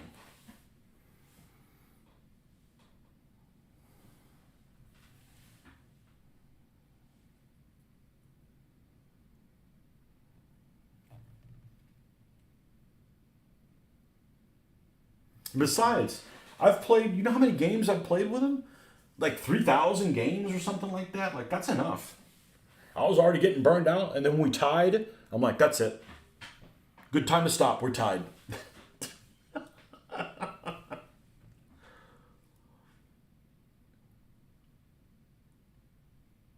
Hey, and that's fair, because there's some people that I never got a chance to beat, and they're dead now. So.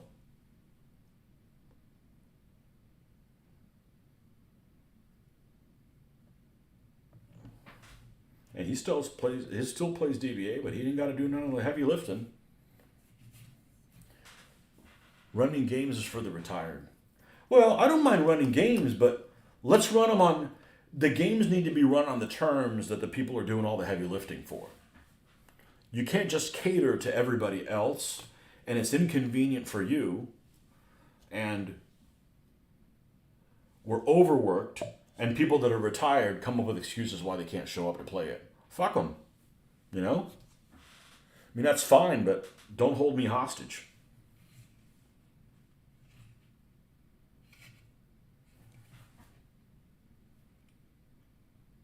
I've always said I am more than willing, which a lot of people aren't this way. I am more than willing to show everybody the tricks of the game so that you're a better player, so that when I play you, you will be better and I will be challenged more. So when I get put in a challenging situation, I'm not like, I know how to deal with it. So it's a win-win situation. A lot of people aren't that way. I know people that are like geniuses in playing this game, not this game, but DBA, and they won't tell somebody all their secrets so they could, they could hold something over them so they could pull it on them and get a win out of it. Well, that's not fair to the person who's learning how to play. But all you got to do is just show up. That was it. Just show up and play the game, you know? I want you to be a better player for selfish reasons, you know? You need counter storage trays. These baggies suck. Last time I had a game that had a bunch of counters, I ended up using those, the Rosebud matches, and took the matches out, and we just labeled what was out on the end. It was Advanced Squad Leader. So I took the Rosebud matches out, and I stacked them in the same box with the end, and I color coded the end with a marker. You know, like gray was Germans and the Russians were brown. I would write, you know, German leaders, or, you know, Panzer IVs, or whatever the heck in there. They were all there. If you play a computer board game, you don't need to store them.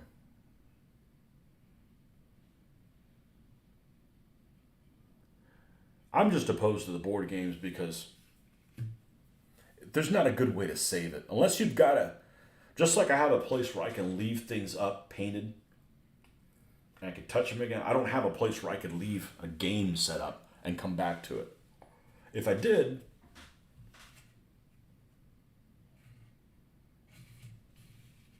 oh, and the other thing that drove me crazy, it still drives me crazy, is people couldn't tell you whether or not they were coming for game night. So it's very difficult to plan. We're going to do A, B, or C depending on who shows up.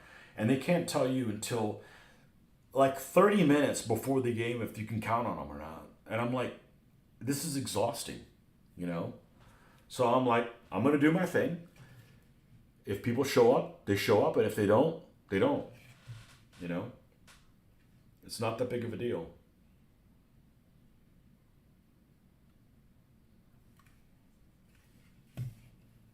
And it's, you know, it's not me being difficult. Well, you know, things come up. Things can't come up every fucking time you said you're going to come over, and then you don't. You come up with excuses, you know?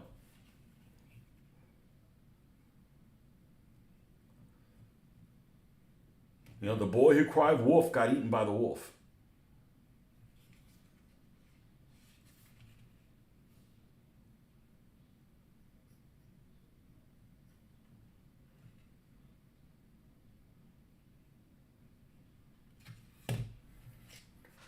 Okay, and of course we're going to put some metal on top of that. Let me go grab a Coke. I'll be right back. You will never convert me to computer games. I don't really play them either, but honestly, don't care for video games. I think they're a waste of time. Get absolutely nothing done while playing them. Yeah. Well, you can say same thing about board games.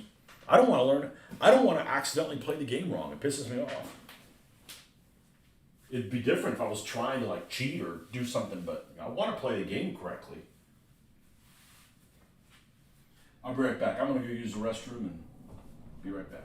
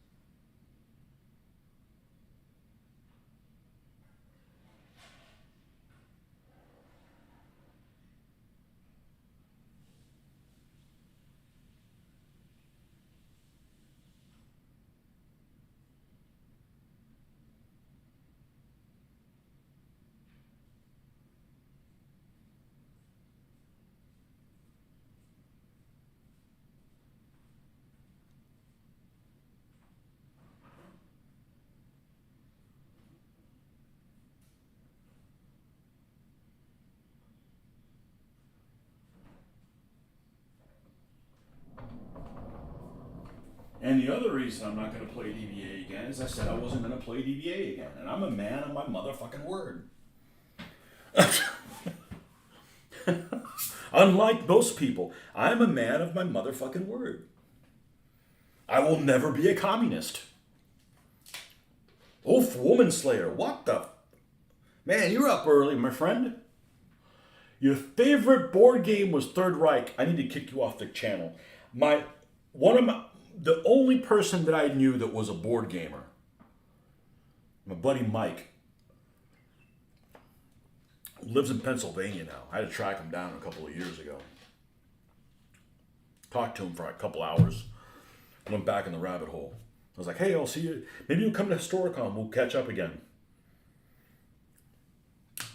Anyways, he was into board games. His favorite game was Third Reich. I absolutely hate Third Reich. Why? The board's ugly.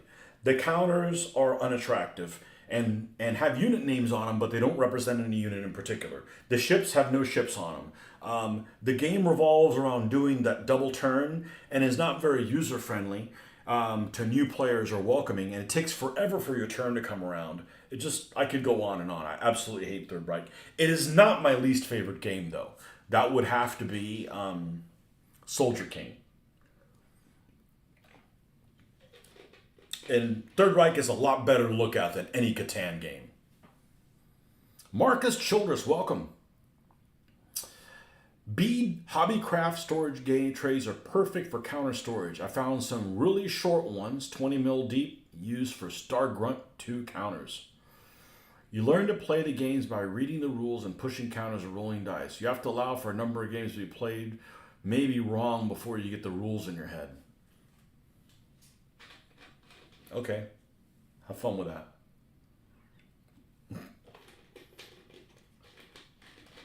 That's the reason I'm against the counter games. Not that I'm against the counter games. Most of them are pretty attractive looking. The ones that you play, I would say are attractive looking games, you know?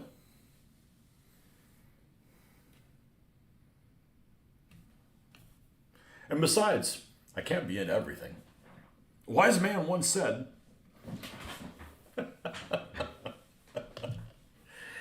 oh, man.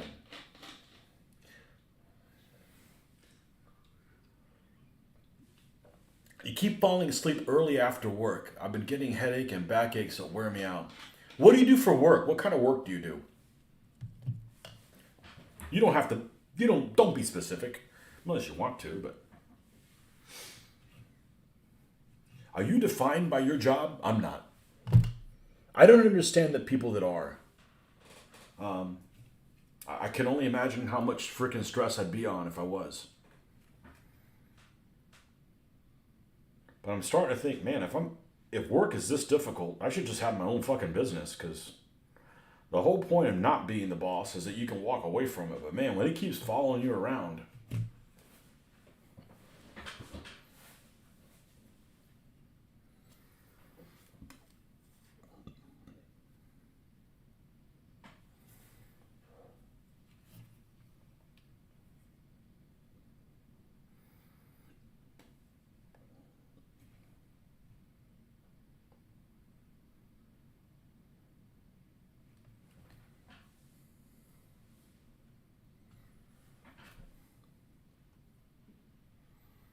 I know what you mean about falling asleep after work. And by the way, summer's already here. Gotta love that.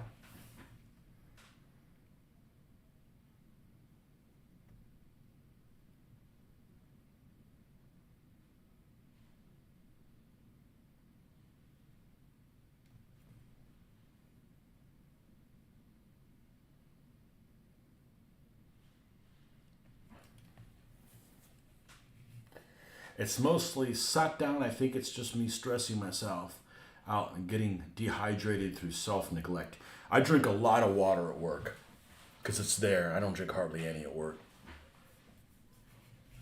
Yeah, I came home and I took my blood pressure and it was really, really high. And I'm on blood pressure medicine. Blood pressure reducing medicine. And I've been feeling something in the side of my neck now for like this whole week. Just discomfort, nothing,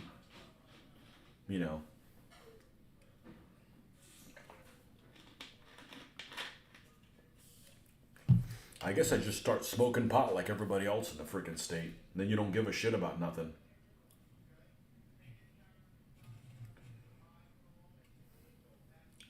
No.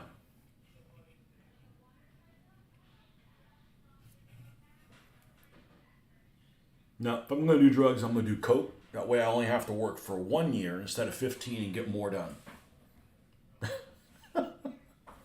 thinking army defined you, son.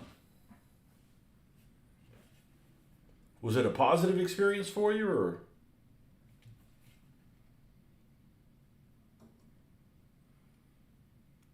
I don't think I would have made it. I don't think I would have made it in a service.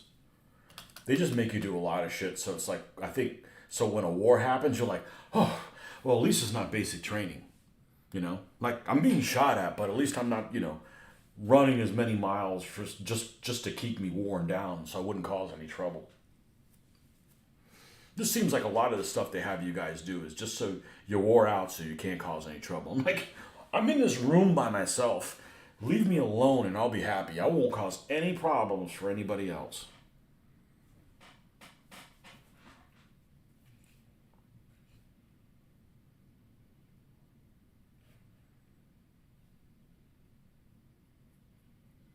But then I grew up with somebody that liked to tell me what to do all the time and how to do it. So I don't need any more of that shit in my life. That's for sure.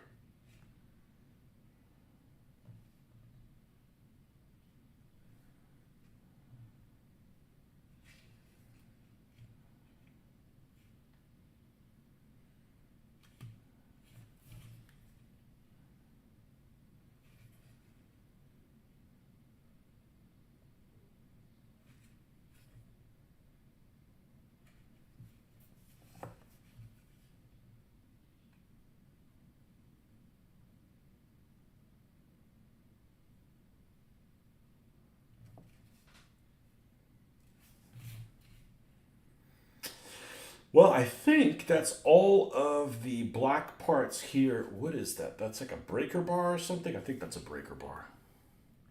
I don't like these things that could be bare metal to be painted in a camouflage color.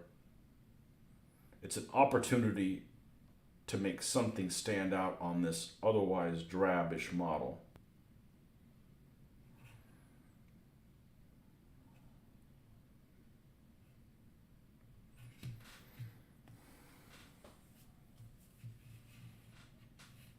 Most definitely a positive. It didn't go to war. You were watching a video of Bruce Garrick playing the old 70s version of Phalanx, and it looked so fiddly with piles of counters and rules that told you to ignore the terrain on the hex map. Oh no. I was a fan of Advanced Squad Leader, but I could not stand anyone that's like, this woods is really a hill, a level 1 hill or whatever. I'm like, give me an overlay. Don't just like, you know, give me something that I'm looking at that's there and I see it, but it's not, that I have to squint my brain to see what's really going on.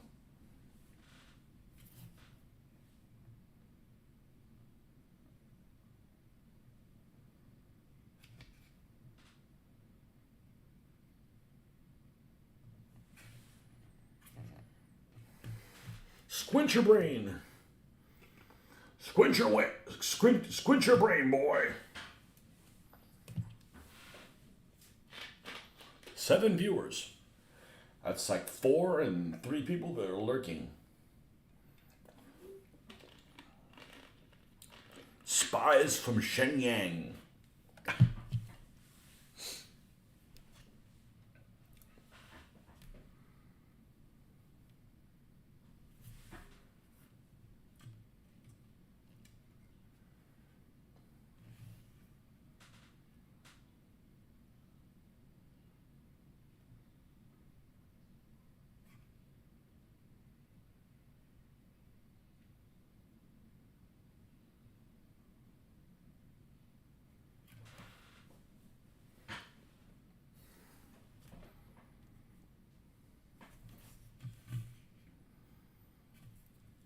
Yeah, I like this. I don't have to get this done by a certain time because, like, for instance, this that I'm doing is taking a hell of a lot longer than I would have thought it would have taken.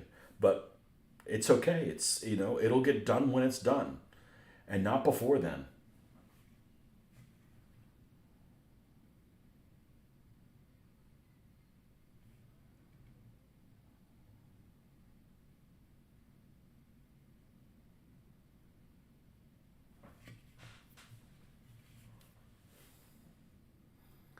At least the sex bots never show up now.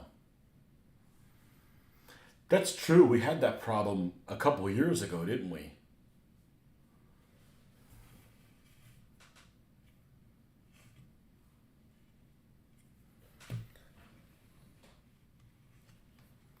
We had my first encounter with spammy things was way back on my work email.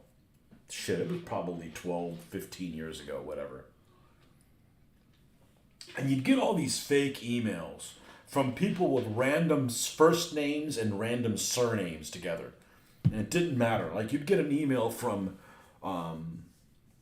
McGillicuddy Charles, meaning McGillicuddy is a first name. It was like, just random, Sherlock Dumpwag or something like that. Just things that didn't go together.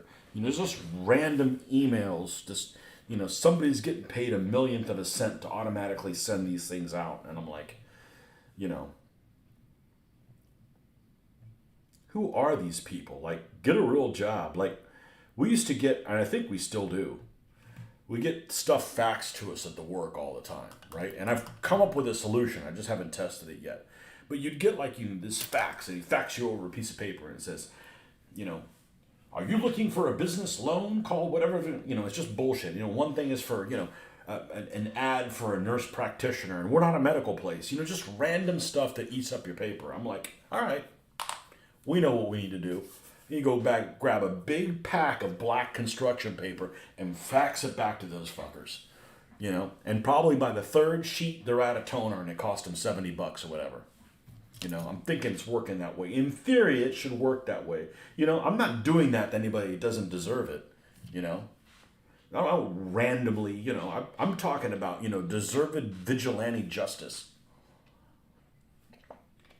Like, we're busy and we're trying to run a business here, and you're never going to get our business, and you're fucking with us. Like, all right, let's fuck back with them. No toner for you.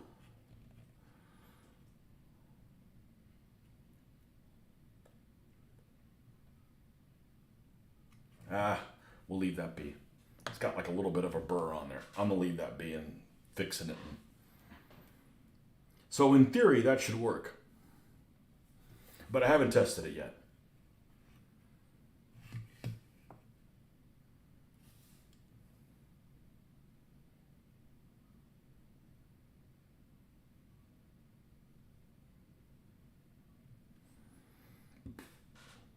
But there's a lot of gullible people out there. I mean, how many times have you seen the post where, I don't know if this works or not, but I'm going to give it a shot. I do not give Facebook permission to use any of my stuff for advertising. Stop. Just stop.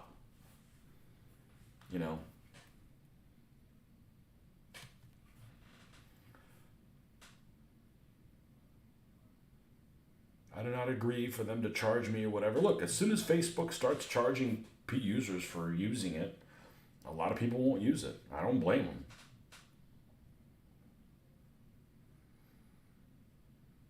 I think it's great for the hobby.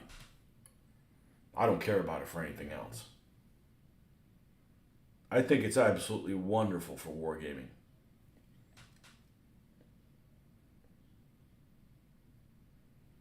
It can go fly a kite up its own ass for everything else.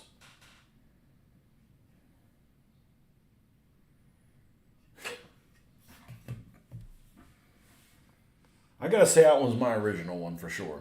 Nobody's going around saying, hey, if we go fly a kite up your own ass.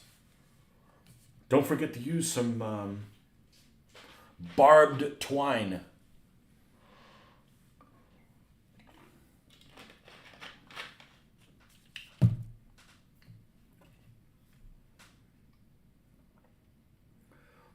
Okay, so a couple of things I want to do on here before we move on.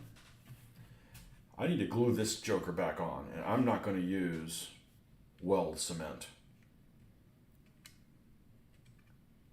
We're going to super glue. I shouldn't super glue it. I should use epoxy, but I'm going to use super glue because everybody loves that super glue.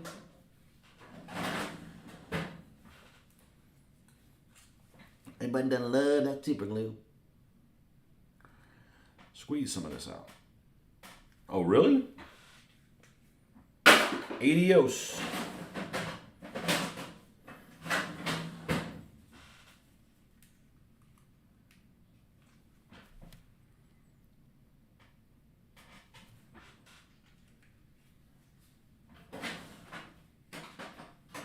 Yeah, there's some bad things that used to show up that don't show up anymore. Like that one person that wanted to start a jihad on my channel because I was playing the Egyptians and they didn't win. The Egyptians are the best people, and trust me, I was playing them. I wanted them to win, but you know, there's a little thing called luck, and sometimes it doesn't go your way. So stop taking it so personal. You know, it's not like I'm going to play these guys and I don't like these people, so I'm going to make them lose. Like, really?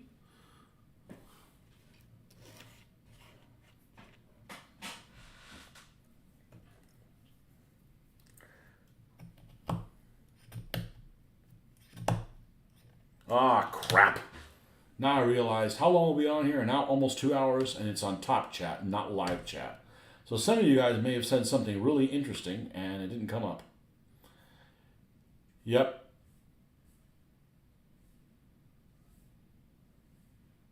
Let's see what I missed here. The one on Twitter is the only fan girls saying everyone that says hi will get some grotty videos in their inbox. What's a grotty video?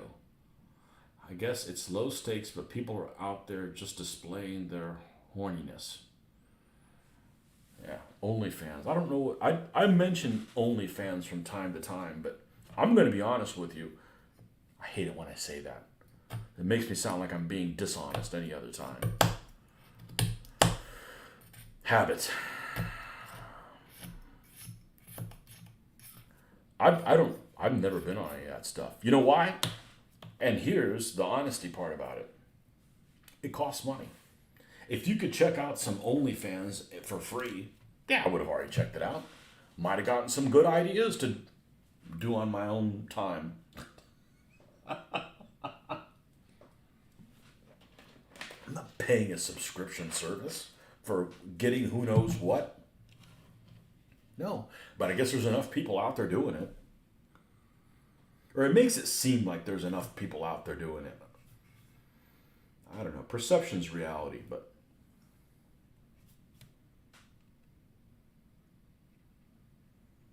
yeah.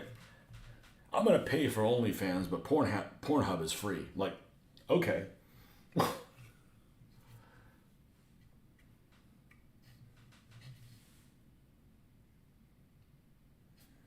Just like I'm not paying real money for Roll of Tanks. I'll play it for free. I'll get tired of it and it didn't cost me anything. Hey, I just call them like I see them. That one's pretty cut and dry.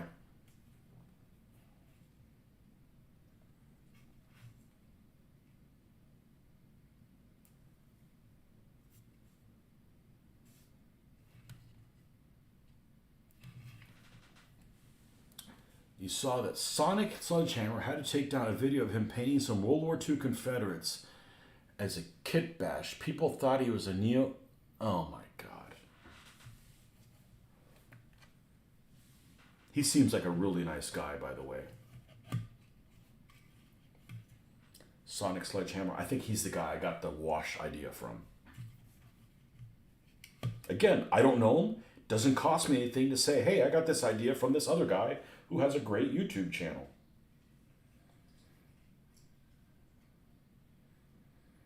You know, I don't have to suck his dick. I'm just saying that, you know, give the man credit. You know, he has a really good attitude, too.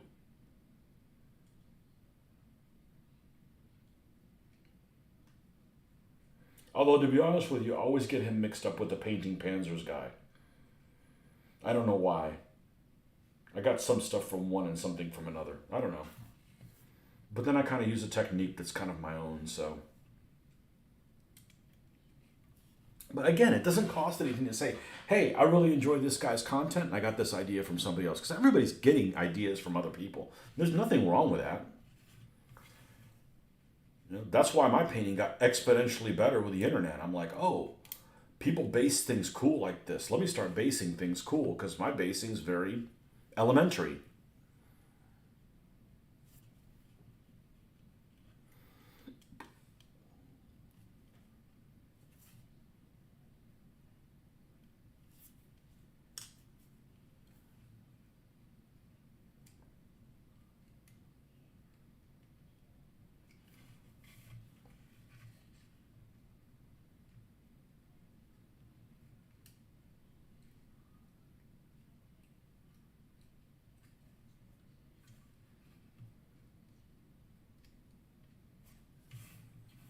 I don't know if that's going to stay there, but it's funny because the shirtson would be the thing that I think would be really difficult to stay. And so far, knock on wood, it's all right. Grotty equals dirty. Never heard of that one. Filthy videos. People need to learn that 99.9% of Confederate soldiers did not own or care about slavery. They were fighting to defend their homes for the states' rights to govern themselves as a product of USA. I grew up seeing that Confederate flag all the time. I don't think it's racist, but I mean, I wouldn't. It's not my people, you know. I guess some people are proud of, you know, their ancestors not wearing shoes. That's the way I look at it, but it doesn't offend me, you know.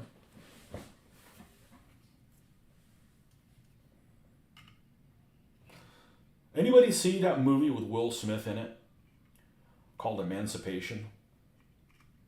I caught part of it. It's like it's black and white-ish. It's weird.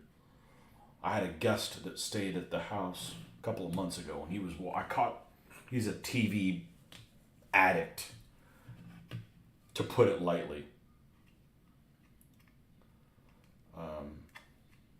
He watches more TV than I spend time thinking about tanks. But anyways, so he was watching, and I caught him in the room watching. I kind of sat down because, and watched it for a bit because I was genuinely surprised how well a job the makeup artist did on Will Smith.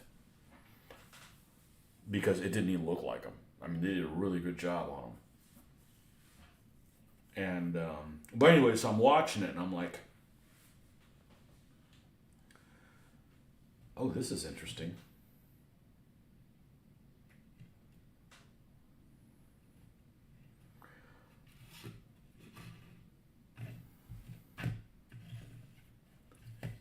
This running gear was so difficult to put together on this Panther. I'm pretty sure I built them in video. That one of these two is done wrong. And what I mean by that is, see, I don't care about showing my fucking mistakes, you know? I'd like to be perfect, but it's never going to happen. Look at this first. Look at this. This is the same model, okay? Look at the first wheel.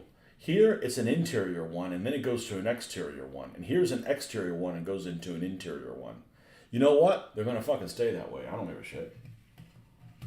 But judging by how this one fits, the instructions are terrible on Russian stuff.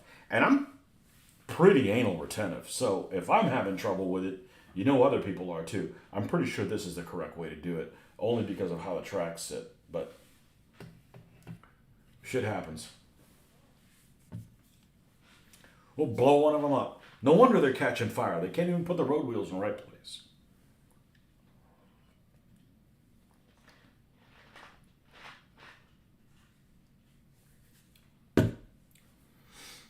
Okay. This little square, I believe, is wood. I believe that little block. I think that's the equivalent of the ubiquitous little block that's on all the Panzers. You gotta love that screensaver. I know it's black and white. How ironic. I love the P40. It's just cool looking. All right. What am I looking for? I'm gonna go. Probably the easiest place to go is actually look at a 1/35th scale model. So we're gonna go 1/35th Panther. Hell, let's make it a Panther D.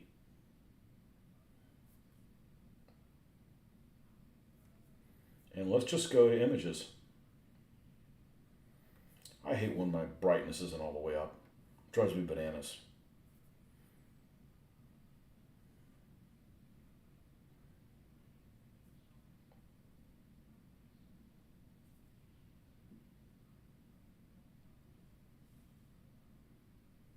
Looks like it's wood there. We verify another couple places. Yep, looks like it's wood. And that little cloven thing looks like it's all metal.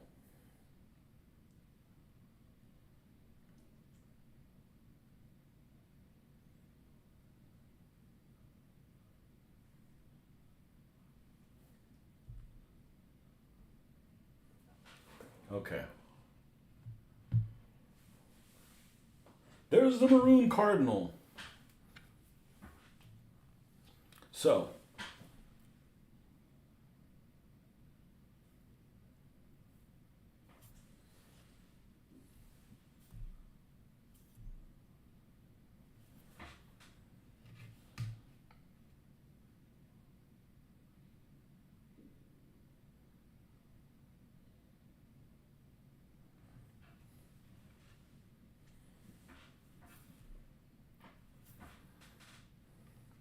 well, I'm going to say something that you probably wouldn't expect me to say.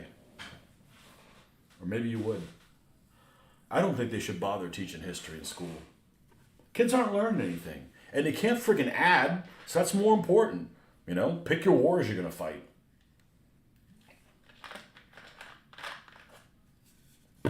You know, they teach history the wrong way anyways, regardless of what the material is. They do a shit job of teaching history. And kids don't learn anything. So just stop teaching history.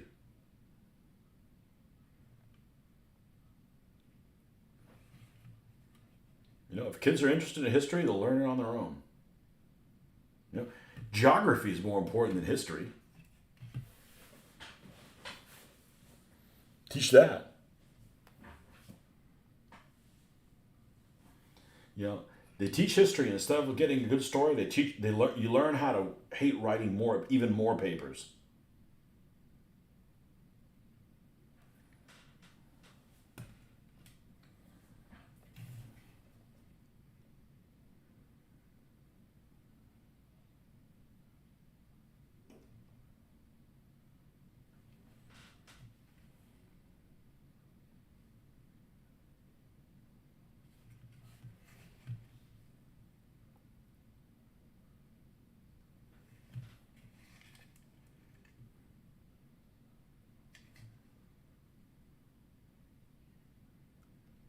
Why bother teaching history in high school?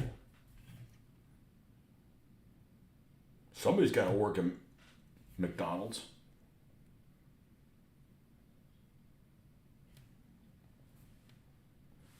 Stop wasting your time on a lost cause. Okay. Where is Mr. Beige Brown? Let's see if I can find about what it looks like. Oh, let's look if it's here. There she is.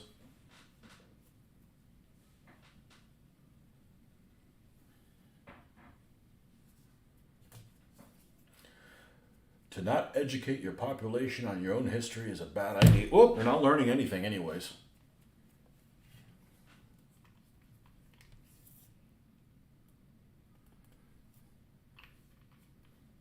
I think you just get it a lot from your parents, you know? I mean, my dad was always inquisitive about shit. I learned a lot of stuff on my own because I was interested in it.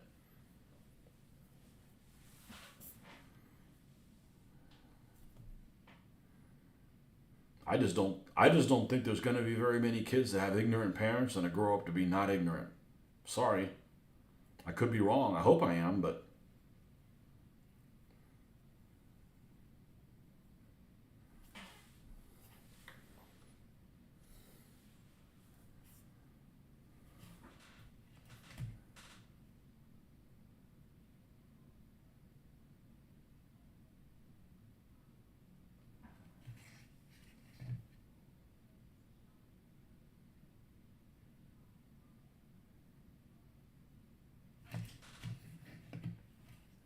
Hey, it's the box. What box? The box for you to stand on and kiss my ass.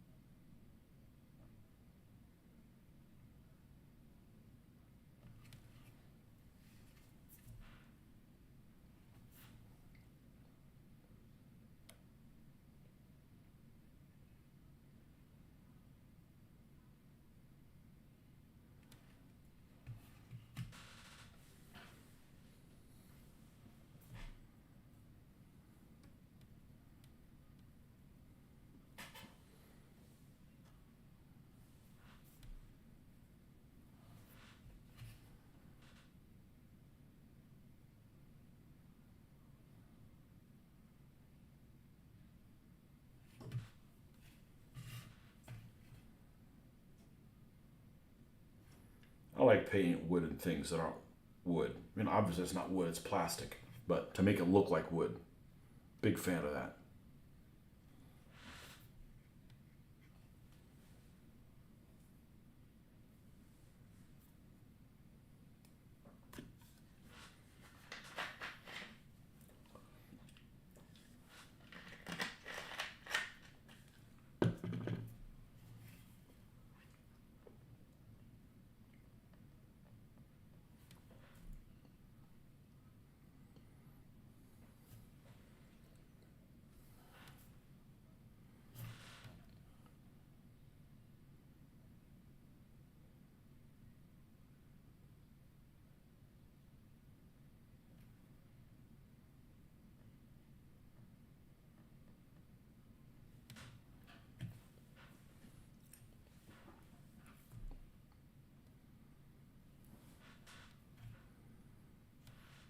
Who the fuck are the Kardashians?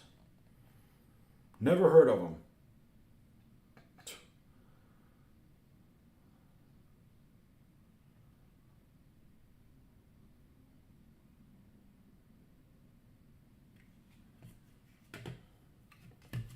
If only. But never watched that.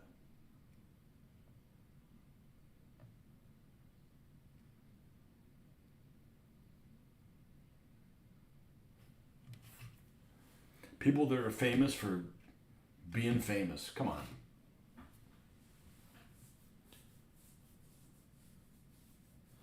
When teachers try, the kids will do anything but interact most of the time.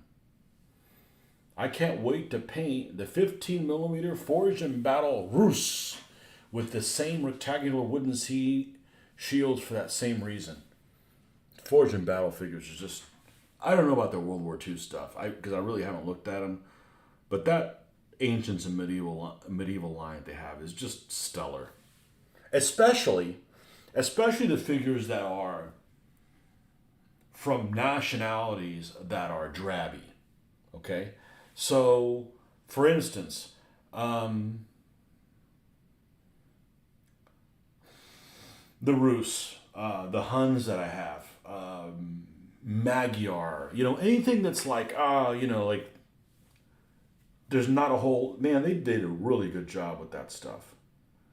You expect Romans and Byzantines and stuff like that to be really cool looking. But kind of the unknown Slavs, they got some really cool figures. I really like the Hun figures that I painted.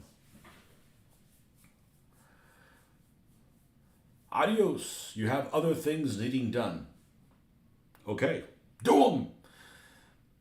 That's why you remove their phones. You remove their ability to say no. You actually make them accountable for being stupid. Schools here won't do it. The population gets dumber by the moment.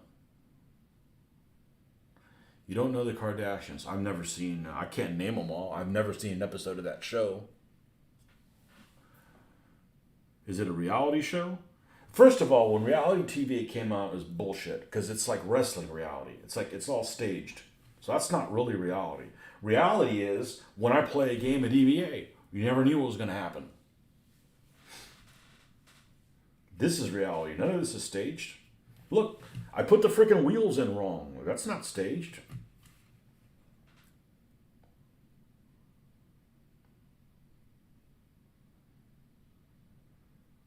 These were a bitch to assemble too.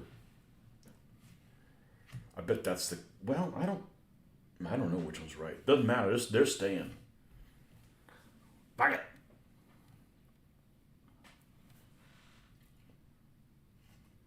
Oh no. This has one of them things on both sides.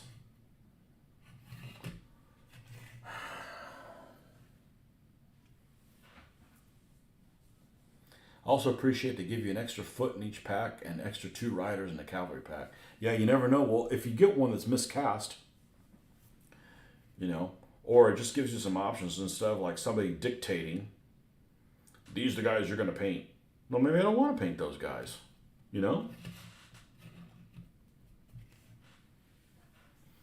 By God, I'm the customer. I'll paint what I damn well please.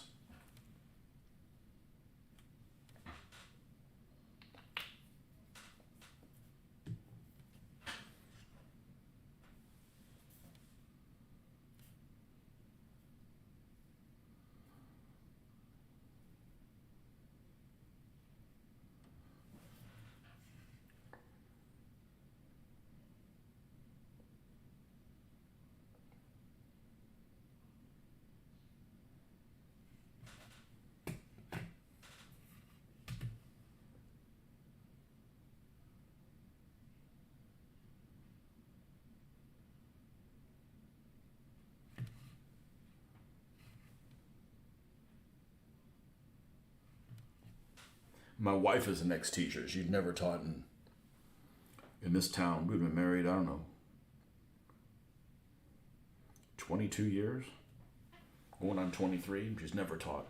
They don't pay. And now it's like, you got to be a sadist to be a teacher. Deal with all the pronoun nonsense and all the new crap that's been thrown on them. Like, more excuses not to teach stuff. So she's got a friend of hers who's a teacher, and just the stories that she says are just like nightmarish. No. I wouldn't want to be babysitting people either.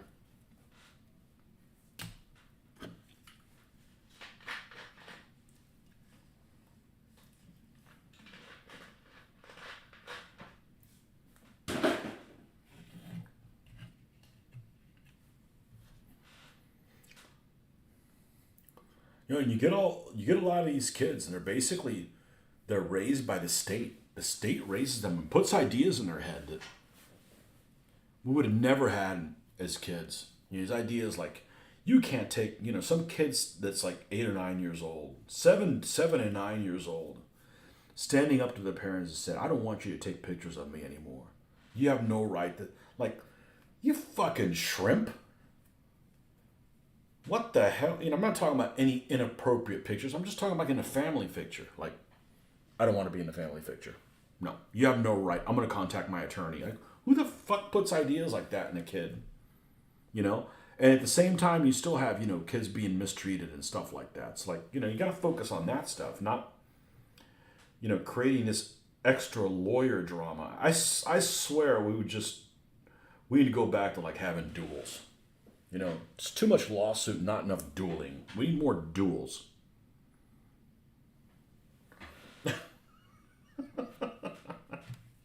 Hey, at the end of the duel, there's only one troublemaker left. You can cut back half of them. You can get rid of half your problems just going to duels. You wouldn't have both people still alive, creating more trouble for the rest of us.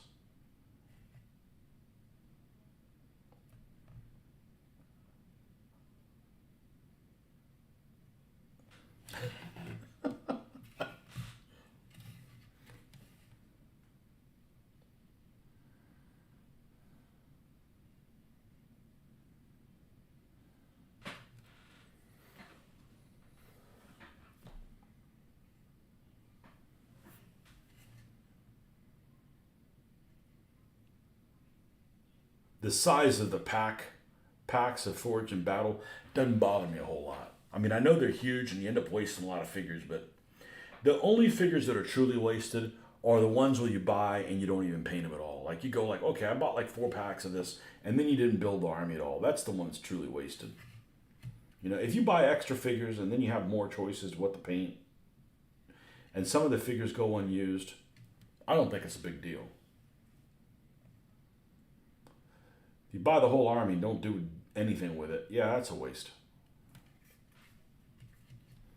Oh, we got handles over here to do. Man, there's... Damn these Panthers. Nazi scum. Nazi scum and commie maggots. What's not to like about the Eastern Front?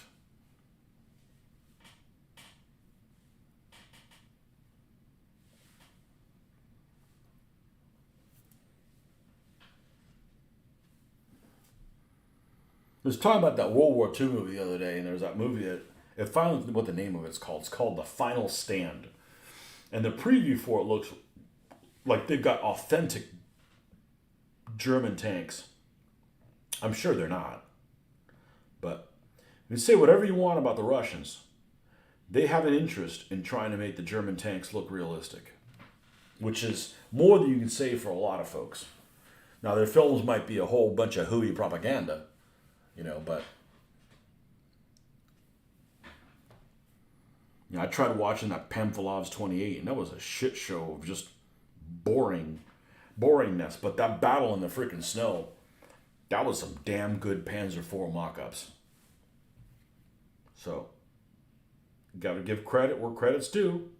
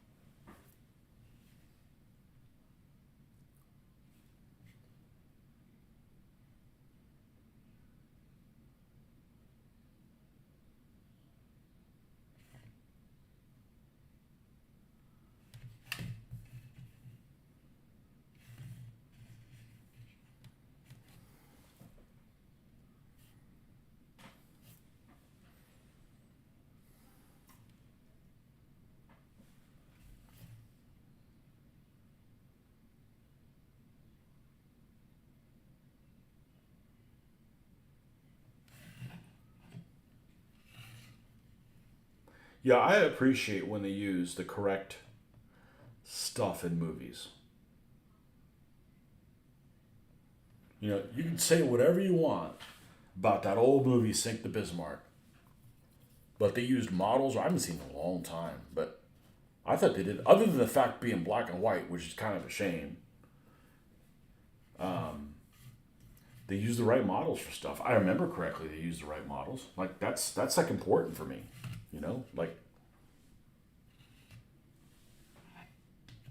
And then I've never seen the Battle of the River Platte movie, but they use like, you know, a U.S. cruiser, and I don't know what they use for the Brits. They use like a U.S. cruiser for Graf Spee. Like, okay, that's dorky.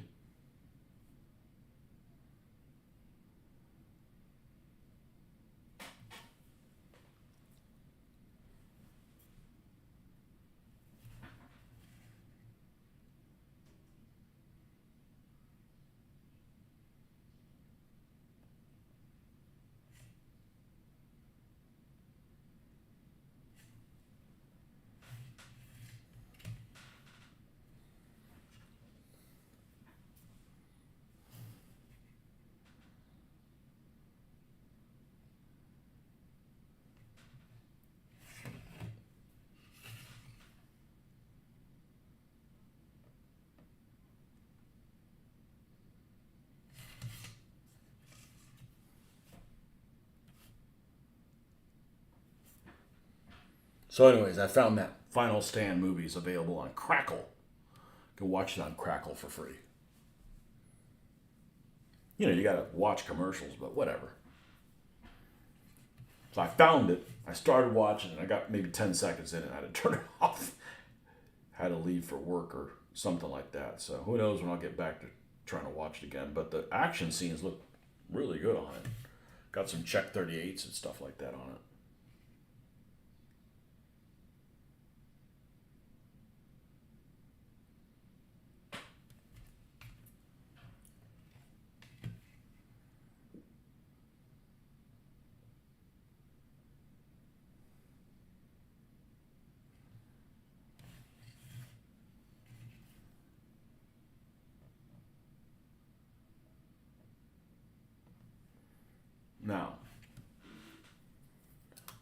before I go any further.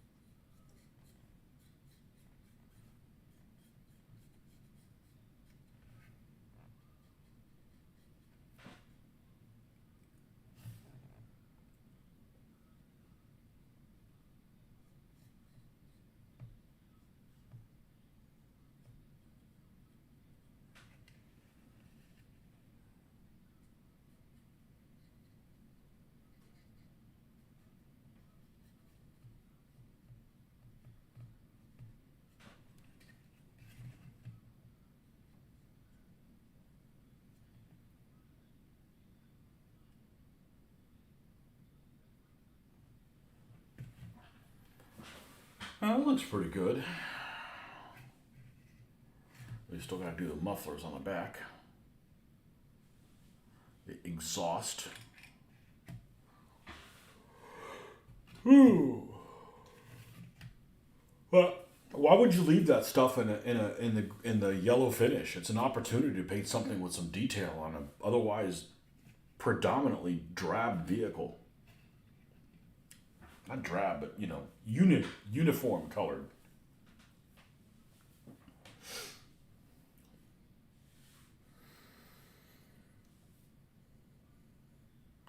Skylab, there you are. Sorry you're late. Uh-oh, got that. Need to get my own chat bump. Aha, Panthers. Aha. Yep, pair of Panther D's.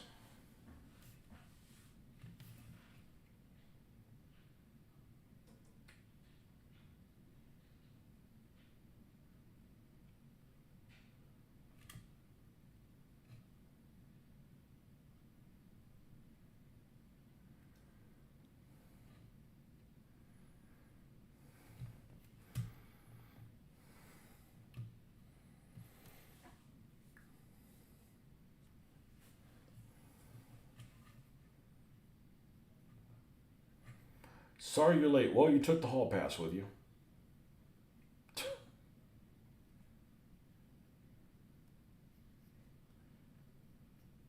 Last month I went to an event at the college that I attended that I graduated from almost 30 years ago. And I don't even recognize the place. It's just totally different. They built other buildings and, stuff's not there and that was there and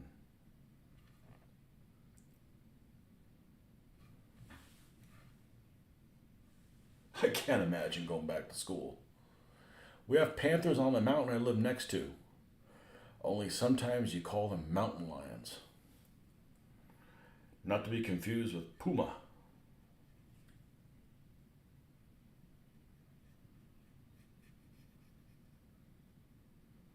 Or as they're called in French, les pumes.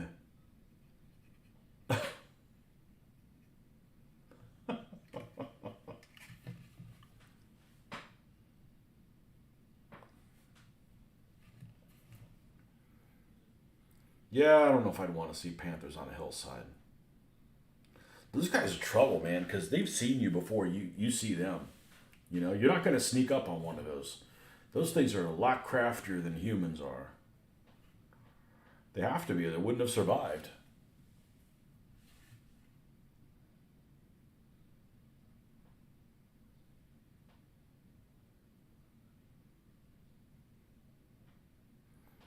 When we went to Colorado a few years ago, and we stayed in Breckenridge, there's a bear that was up on the side of the mountain.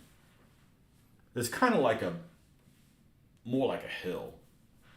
And there's a bear there every morning. He'd leave his paw tracks. He'd boom, boom, boom. You walk around and do it. And it was, I guess it was in March. I'm like, yeah, I don't want to be out there.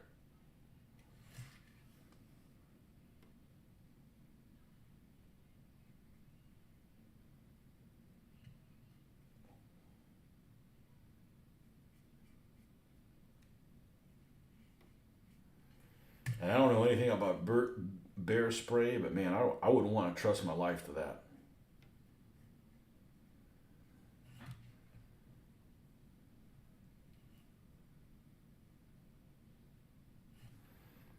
That just sounds a bit like some hippie came up with it. Like, well, we want to make sure that we don't hurt his feelings. So if he starts eating you and you have the stuff sprayed on you, you won't be so tasty. You did see one while living down in Florida by Fort Myers. I swear I saw one at night a few years ago. There's nothing that moves like a cat because it just looks like a big house cat. I mean, the face of a puma looks like a house cat. It's house cat face looking.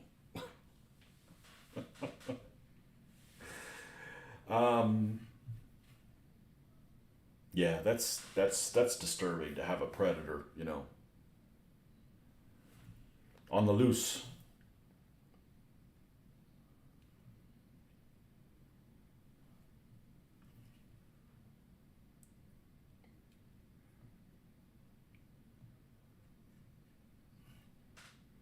It crossed the Highway 16 in front of me, over near Camp Blanding.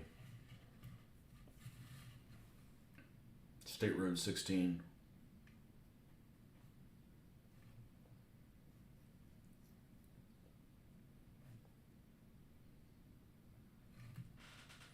You have a neighbor who bears sprayed a grizzly in Yellowstone, and it just, let's see here.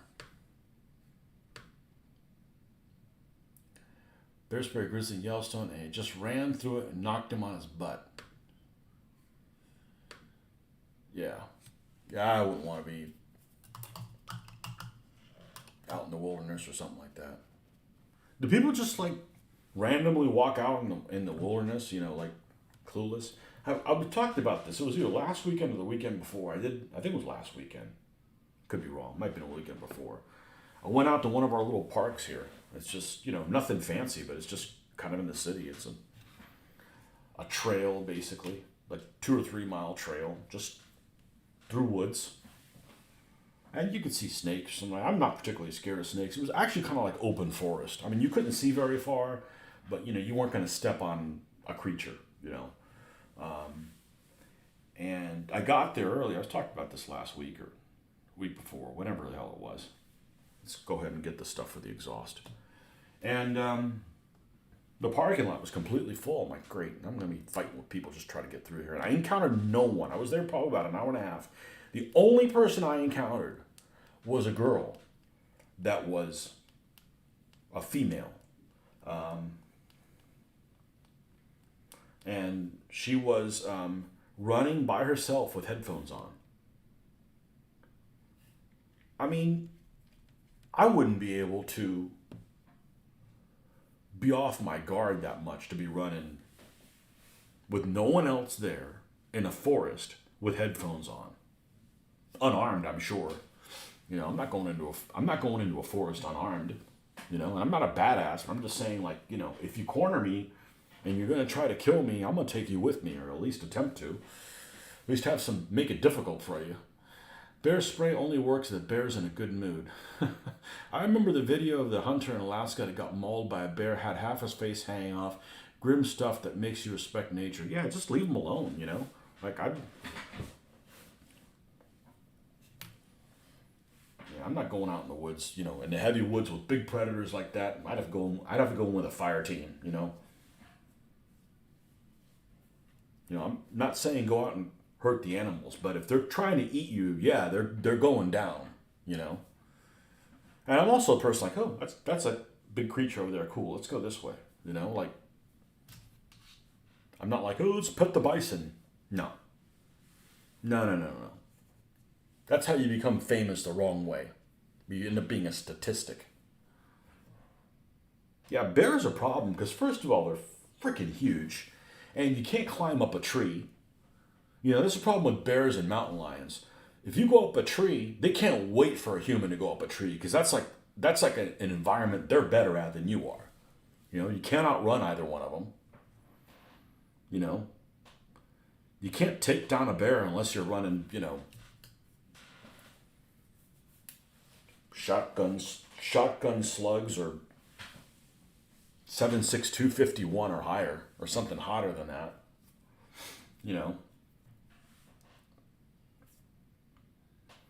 No, you guys can have all them nasty predators out west. And then people say, snakes. Who cares? Snakes, not a problem. I'm not going to fall in a whole pit of them, but I'm just saying, walking around, snakes only attacking you because you corner it. Just give them a way out. Anyhow, this girl was running around by herself. Like, that's how you become a statistic.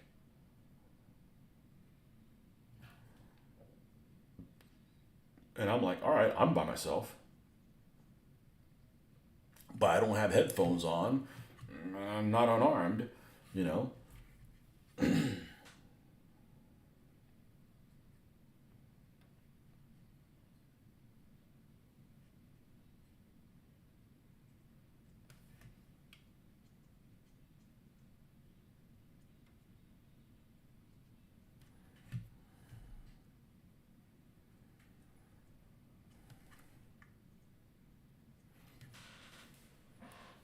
Oh, geez, we just had a Chinese tourist try to get a selfie with a bison last week.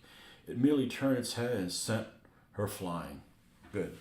Kick all the Chinese spies out. We don't got too many of them here.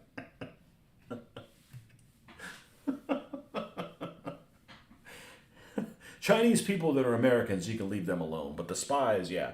Send them all flying. By the way, bison meat, some of the leanest meat you can get. I believe I've had it before. And expect it to be more spectacular. But it wasn't gamey, so that was a win. I have had it. Not a gamey meat fan, sorry. I do like gamey vegetables, though. What? Those buffoons running with the bulls always get me. They get gored and act surprised. How about the guys that are like, have one of the horns You give them a horn enema, you know. Yeah, some people just,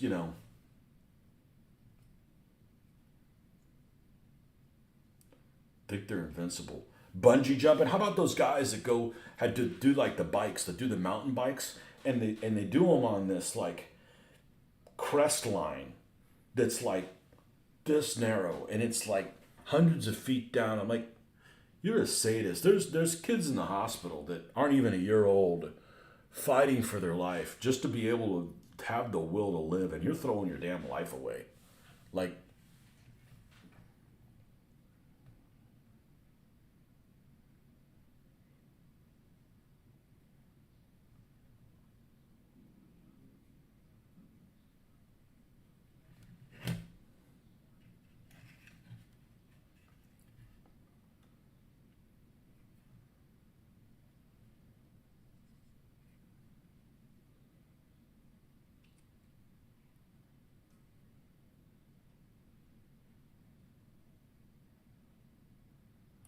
But about a couple months ago, I was out. I went out for a walk in the neighborhood next door. It was 7 o'clock at night, but of course it's pitch black because it's 7 o'clock at night in January. I think it was January when it happened. I'm out walking on this road that's being constructed. It's paved and everything. They're building houses on it. And there's another couple that's walking out there too. And I hear this sound I've never heard before. I'm like, it's got to be like drunks. It's got to be like drunks, teenagers. Like, where is this? It's just, I've never heard a sound like that before. This laughing, just incessant laughing, like way over the top. Like, man, where are all these high school or middle school kids coming from? Laughing. And I crossed paths with the couple. And I said, what does that sound? Where are those kids at? And they go, oh, those aren't kids. They're coyotes. I'm like, that's what coyotes sound like? I'm like,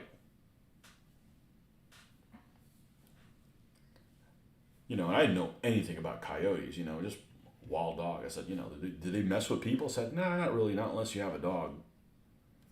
Well, I'm not a pet person. I don't have a person with me, so. But I'm like, yeah, I'm going to walk around at night around here. We're going to make sure that we got something that could take out a coyote if they decide to get, find me interesting. Spring break in Florida. Is it? I'm out of touch with what anything is.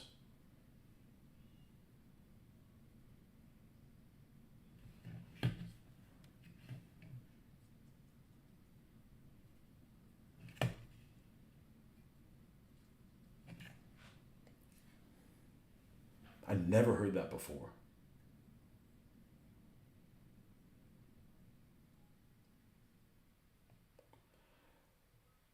When we went up to Calgary, or Banff, this winter, we went on this canyon walk. Absolutely gorgeous. Banff is spectacularly beautiful. As pretty as Utah is, it blows Utah away. And there's nothing unattractive about Utah. At least where we went. But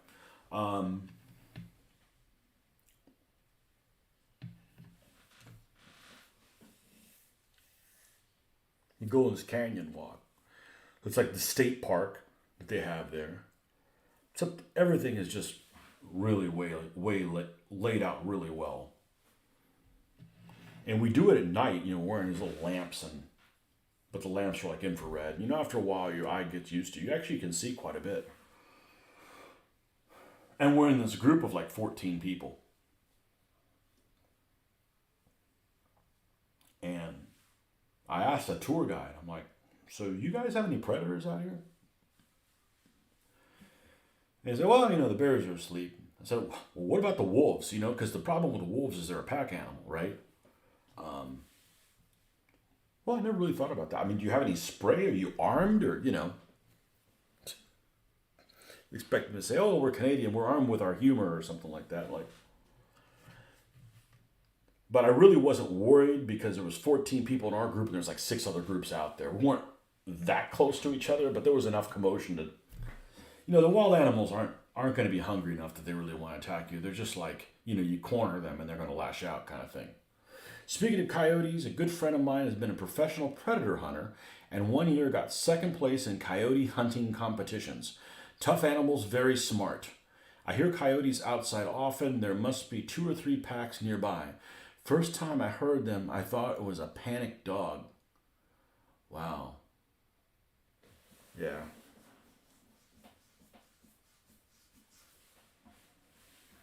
I guess are they a nuisance animal? Yep, pretty freaky noises. Yeah, I thought it was like people laughing. It was crazy. Never heard them before in my life. You know, I don't have any pets or anything, so I'm not really worried about them necessarily going after me. But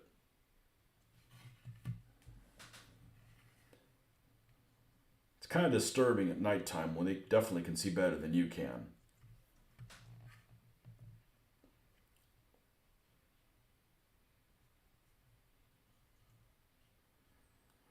But they're not very big, are they? They're just like a size of a medium-sized dog.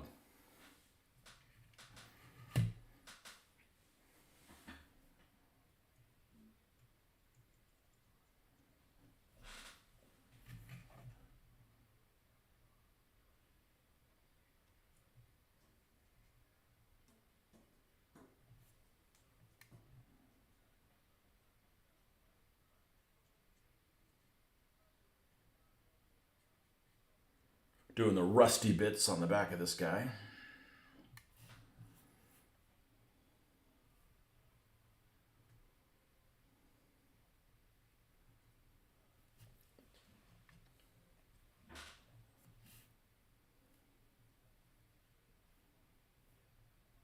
Yeah, because people would tell me, "Oh yeah, there's coyotes in Florida." I'm like, "There is? This isn't the West." I guess there's everywhere. Hogs are what I'm really worried about.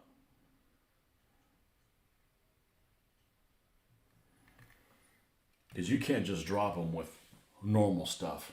They're hard headed. Out here in our suburbs, they will sometimes come out into the neighborhoods and take out any pets that aren't being minded. You could easily scare them off. They're generally small.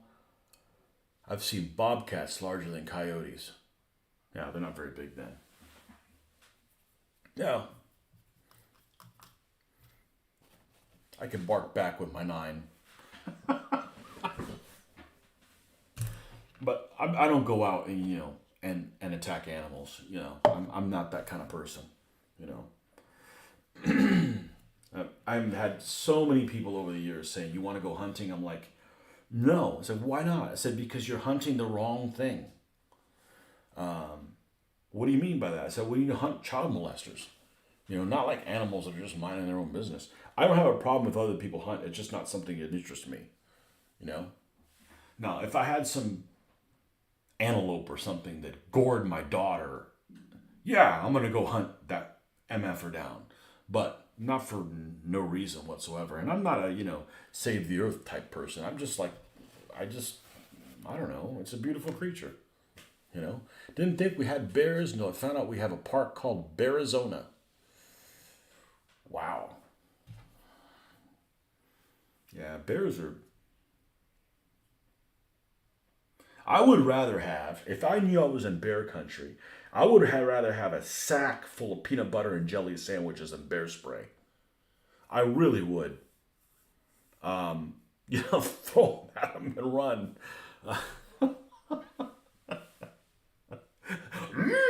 You know, he'd be all up in that. Yes, I assume the bear's gender. In my story, it's a male bear. Thank you. It's a bear, not a bearess.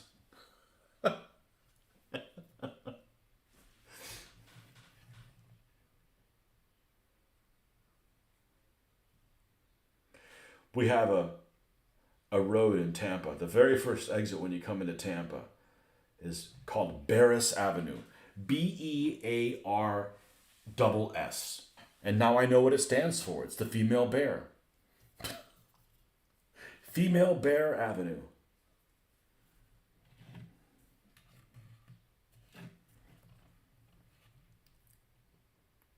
I'm actually going to forego painting this jacket in any metallic colors. I just feel like this dirt that's getting kicked up on it, you can't tell that it's metallic at all. The lightest wild animals around here are ducks, magpies, and wood pigeons. So I'd never seen a magpie until I went to Banff. And at least the ones they have there are beautiful. But that's like a nuisance animal, supposedly. I don't know anything about magpies.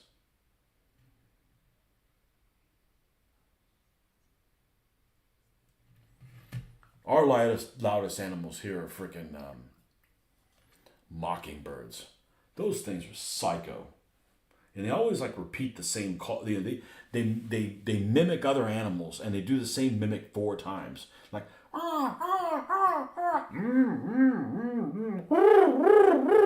it's like I don't know what it is. Four, and then they turn into something else. They're schizophrenic.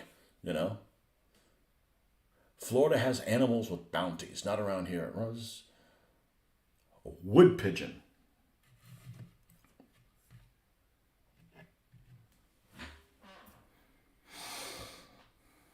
Not around here. We don't have any of those snakes or...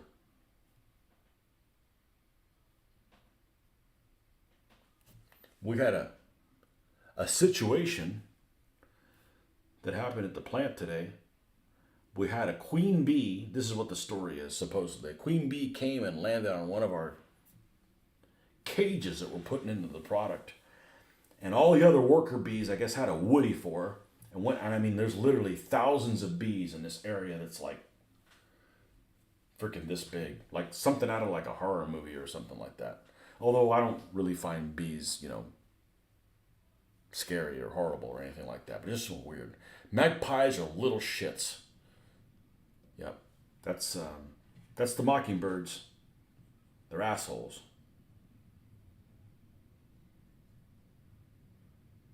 And they're not pretty. Well, they're not ugly either. They're just drab colors.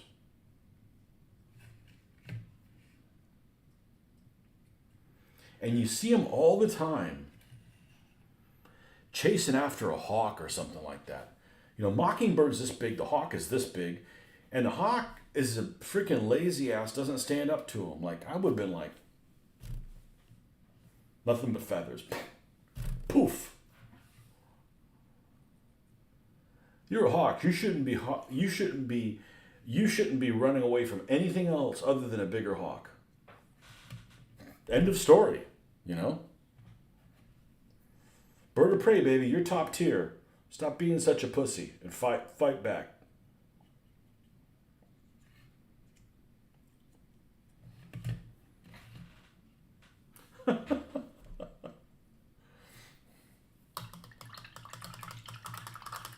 Man, it's almost 11 o'clock. Good thing it's not a work night. Whew. It could be. I'm going in on Sunday. I'm not going in tomorrow. I need a day off. And I'm not going in on Sunday until after we've done our St. Patrick's Day edition of painting. So we're going to have some Irish drinks first thing in the morning. Just like they do in Ireland. Irish breakfast. What's that? That's whiskey with an E. All right, I think this is where we're going to stop. I think the next place we're going to end up going is we're going to get some of the wash. And we're going to put this in some of the spots that need to be darkened a little bit. But generally they look pretty good. Other than the snafu with a running gear.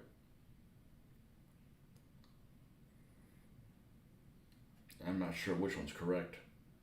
But at least they match on both sides.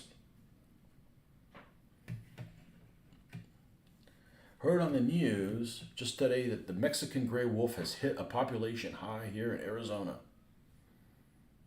Well, I knew there was a high population of just about everything Mexican in Arizona. I didn't know wolves, though. Yeah, I think this is I don't know which one's correct. Doesn't really matter. Well, let's figure it out. Let's figure it out. There should be. Yeah, it's the inside tire is the correct one. So this one's wrong. It's 445 that's correct. I don't care. I'm not redoing the running gear. It was a prototype vehicle that cursed. They were trying to do it one way and the other. You know? Gonna wear orange Sunday? No, green. Sorry. No, the original Irish color is yellow, though. I could wear yellow. I don't have anything orange. I don't have an orange shirt. Nothing.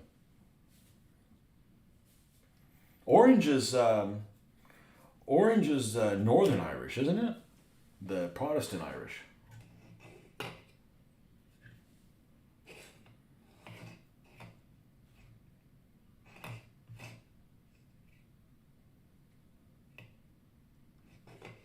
I don't remember if I painted the gloss, but no, I guess I didn't because I didn't have any. I didn't have any brush on acrylic gloss.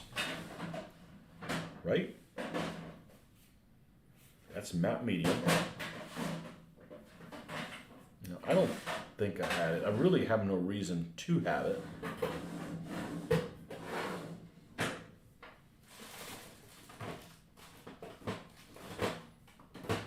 No. No. All right, folks. Well, thanks for stopping by. We should be on again in a few hours. In the morning, we'll pick up and do the oil, the dark wash part. We'll leave this out. Where is it, anyways? It's here. Old Known Oil.